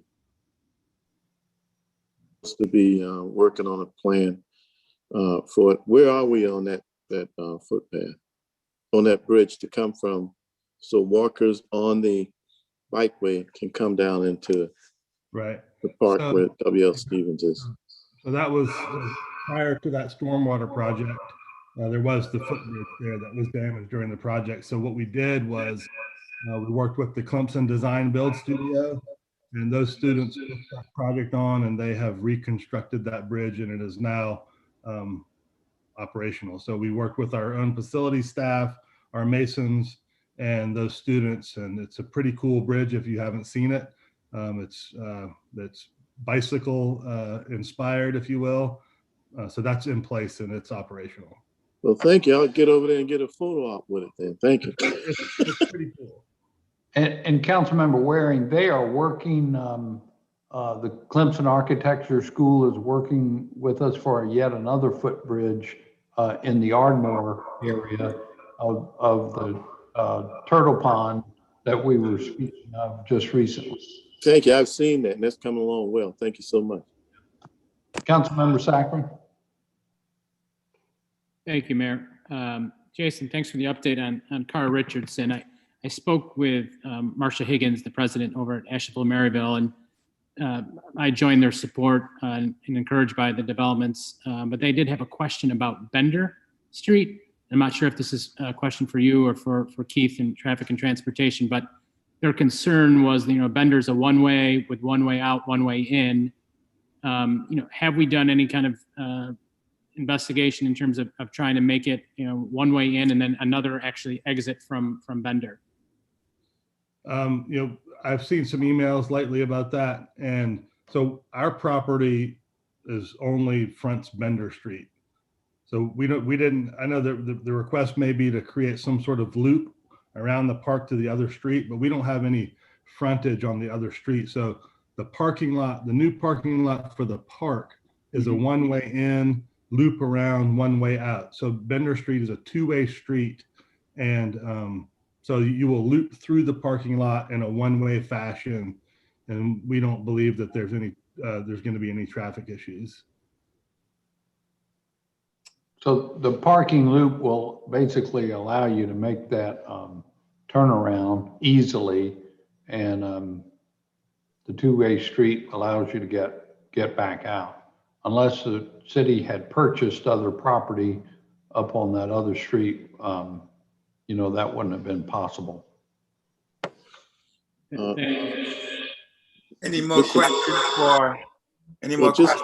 Just to add to that, I think maybe if on the drawing or the rendering, I think that Stantec did for that park, it actually shows the loop that the mayor was talking about. Maybe that, I don't know if Ms. Higgins have seen that, but maybe the neighborhood association should be giving a presentation on that, because it does enable a loop. But I will say this, as you know, when you go up on Bender Street, there's a 90-degree curve you go around. I actually was there several hours ago. I saw the building pad, Mr. Consberg, but it is a blind curve just due to growth. So I guess that's a job for my Public Works Committee to get on. So take a picture and report that to get cleaned up. Any more questions on the recreation report update? If not, there was nothing to vote on. This was just for information only. Terrific. Thank you, Councilmember Gregory. Thank you, Jason, for that good report. You're welcome. So we're sticking with you, Councilmember Gregory. Next up is Committee on Ways and Means. Move for approval. Second. Any questions? right. Discussion? Any questions, comments on that? All in favor, please say aye. Aye. Any opposed? Have it. Next is our bills up for second reading. I'll move we take 1 through 4 together. I think we got 1 through 4, and I will note that number 4 has been amended since it got first reading. So we're approving As amended. 4 as amended, and we have a second. Councilmember Jack. Could we just ask our code writing chairman to state what the amendment is, since I don't think we saw that officially in the first reading? Okay, would Mr. McQueenie, would you like to just describe that amendment or the change that occurred on number 4? Yes, Mr. Mayor.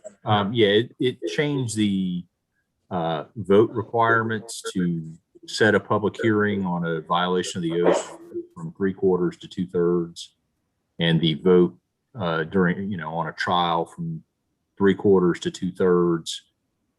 It emphasized, and I think this is more of a question, but we wanted to emphasize there's nothing wrong with going into executive session to ask legal advice about potential violation of an oath. So I put that in there. I believe that's Councilmember Waring suggested that. And then Councilmember Waring had also mentioned the voting of a member who was accused of doing X, Y, or violating the oath. And I checked the Senate and House records because the committee wanted it to match what they do. I could not find the rule, and it's probably buried in a rule to a sub rule, but I looked up the history, and the member accused in the House or Senate either votes or abstain, is called to vote and answers present, which means they're essentially abstaining from voting. So I put in there that the member could vote. And I believe those are the only changes that were considered by the committee and approved by the committee. Great, thank you. Any other questions? I just hope we can get that document. I'm going to vote for this, but I couldn't find that we'd gotten the latest amendment document. So it was not in our packet unless I missed it totally. So thanks. It's in your packet. I do. Might have been inadvertent. I do see it in mine as well. My bad. Thank you. L4. Okay. Any other questions? Councilmember Waring.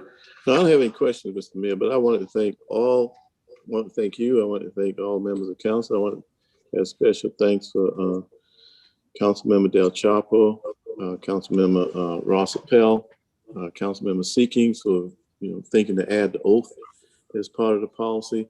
I really appreciate everybody rolling up the sleeves. If I didn't call your name, it's not on purpose. I want to say thank you to each and every one of you. So it's a big difference between the first reading and the second reading. And I think we all listened and heard one another. And the words mattered, what we say. We went back and we did some very good work for a policy that I think on the other side that we all can feel legitimate and proud of. Councilman Shealy over there, we could tell we did something and we wanted to make it better. As a matter of fact, Councilman Appel said that we can make it better, and he was right. So I want to give my heartfelt thanks. This isn't politics, man. I felt gratified by the willingness to come and put our best practice forward along with our integrity. So thank you so much for all who were involved directly or indirectly, whether you attended the meeting or not. Your best thoughts were a part of the process. And for that, I'm grateful. Thank you. Thank you, council member, for those comments. Any other comments or questions? All in favor of 1 through 4, please say aye. Aye. Aye. Any opposed? Now for third. Mayor Kecklenburg? Yes, Mayor? sir. Yeah, I'm nay on the conduct piece. The others, I'm sorry, Councilmember Gregory, I couldn't understand you there. yeah, item 4 for me is a nay. Oh, okay. Me too. Councilman Mitchell and they, Okay. the only two. Nay for Mitchell and Gregory on number 4. Now for third reading and ratification of items 1 through 4. 4 is amended. Approval. Second. All right. Any further discussion or questions? All in favor of say aye. Aye. Any opposed? Nay. And I presume that's just for item number 4. Also, council members Gregory and Mitchell. A nay. And Okay. Mr. Mayor, if we could go back on the agenda, I just wanted to mention that the Ways and Means report, when it was approved, it was as amended. The item related to the Third Amendment to the option to lease, that first reading was approved as amended. I think that was to remove the approval of the ground lease. That was a report from real estate. I think that the clerk is mentioning, Mr. Mayor. So Yeah. that's correct. That's just for the record. Yes. For the record, absolutely. Terrific. Okay, we do have one bill up for first reading today. Move for Mr. approval. Morgan, or do we have a motion to approve? Move for approval. Second. All right. Any discussion on this one? I know it is. All right, all in favor, please say aye. Aye. Any opposed? Yes. We will be having a special workshop meeting. Mr. Oh, Madam Clerk, please. Yes, so the CEIRC workshop, we were looking at trying to do that on April 29th. And that date is not going to work out. So we're looking for a future date. I think we were looking at May 17th, but we have 2 council members that will be out of town. So we're now looking at Friday, May 21st. So I know some of you have already responded about the previous date, but if you could get with me to let me know just as soon as possible if you're available on Friday, May 21st, and we'll go from there. Madam Clerk? Yes, Madam sir. Clerk, would you coordinate a little closer those dates with Ms. Johnson? Because they're also contingent upon when the facilitators are available. So it's not just the council members schedule that we have to check, but it's the folks who will be doing the presentation for the council workshop. So what we need to do is also, once we figure it out, whether or not they're available to conduct the workshop. Understood. The date is also contingent upon their availability as well. It makes it a little more complicated, I know, but. We'll be happy to do that. Okay. Thank you. Yeah, can I just ask a follow-up question then? Is it only one work session we're trying to schedule? I thought it was supposed to be 2. There are 2. There were 2. Yeah. There will be 2, but I think the decision was we're going to have one prior to the presentation of the recommendation, and then another second one after those recommendations have come to council. Okay, so is the prior one, is that May 7th? Do we still have May 7th on our? On May 5th? No, this is the rescheduling that Madam Clerk is referring to. Because we're not going to have the presentation to council now until the second meeting in May, in respect of one of the co-chairmen being out of town on May 11th. Okay, so none of the dates that we've been given earlier are still on the table. It's Correct. The 21st is the only thing you want to hear from us? Yes, and we will coordinate with Amber as well regarding the facilitators. Okay, and then there's a second date that will be way out from there, like in June, or is that? Correct. We don't have a proposed date for that yet. Let's get past the recommendations coming to council, and then we'll schedule the second one. Okay, well, I appreciate that because I was holding a lot of dates, so thanks. Right, gotcha. All right, so the next regular meeting will be our next meeting, which is May 11th, and it'll be our last virtual Zoom meeting. And then after that, we'll be meeting in person. Although we might have the workshop meeting by Zoom, we'll see. Any further business to come before us tonight? Yeah, Mr. Mayor, just so that we're clear that June, July, and August, we're having one meeting. One meeting. Not two like we did before, right? One meeting. One meeting per month. Okay, thank you. Councilmember Waring. Oh, he's good. No, I was saying goodbye. Oh, okay. Hi, everybody. We stand adjourned.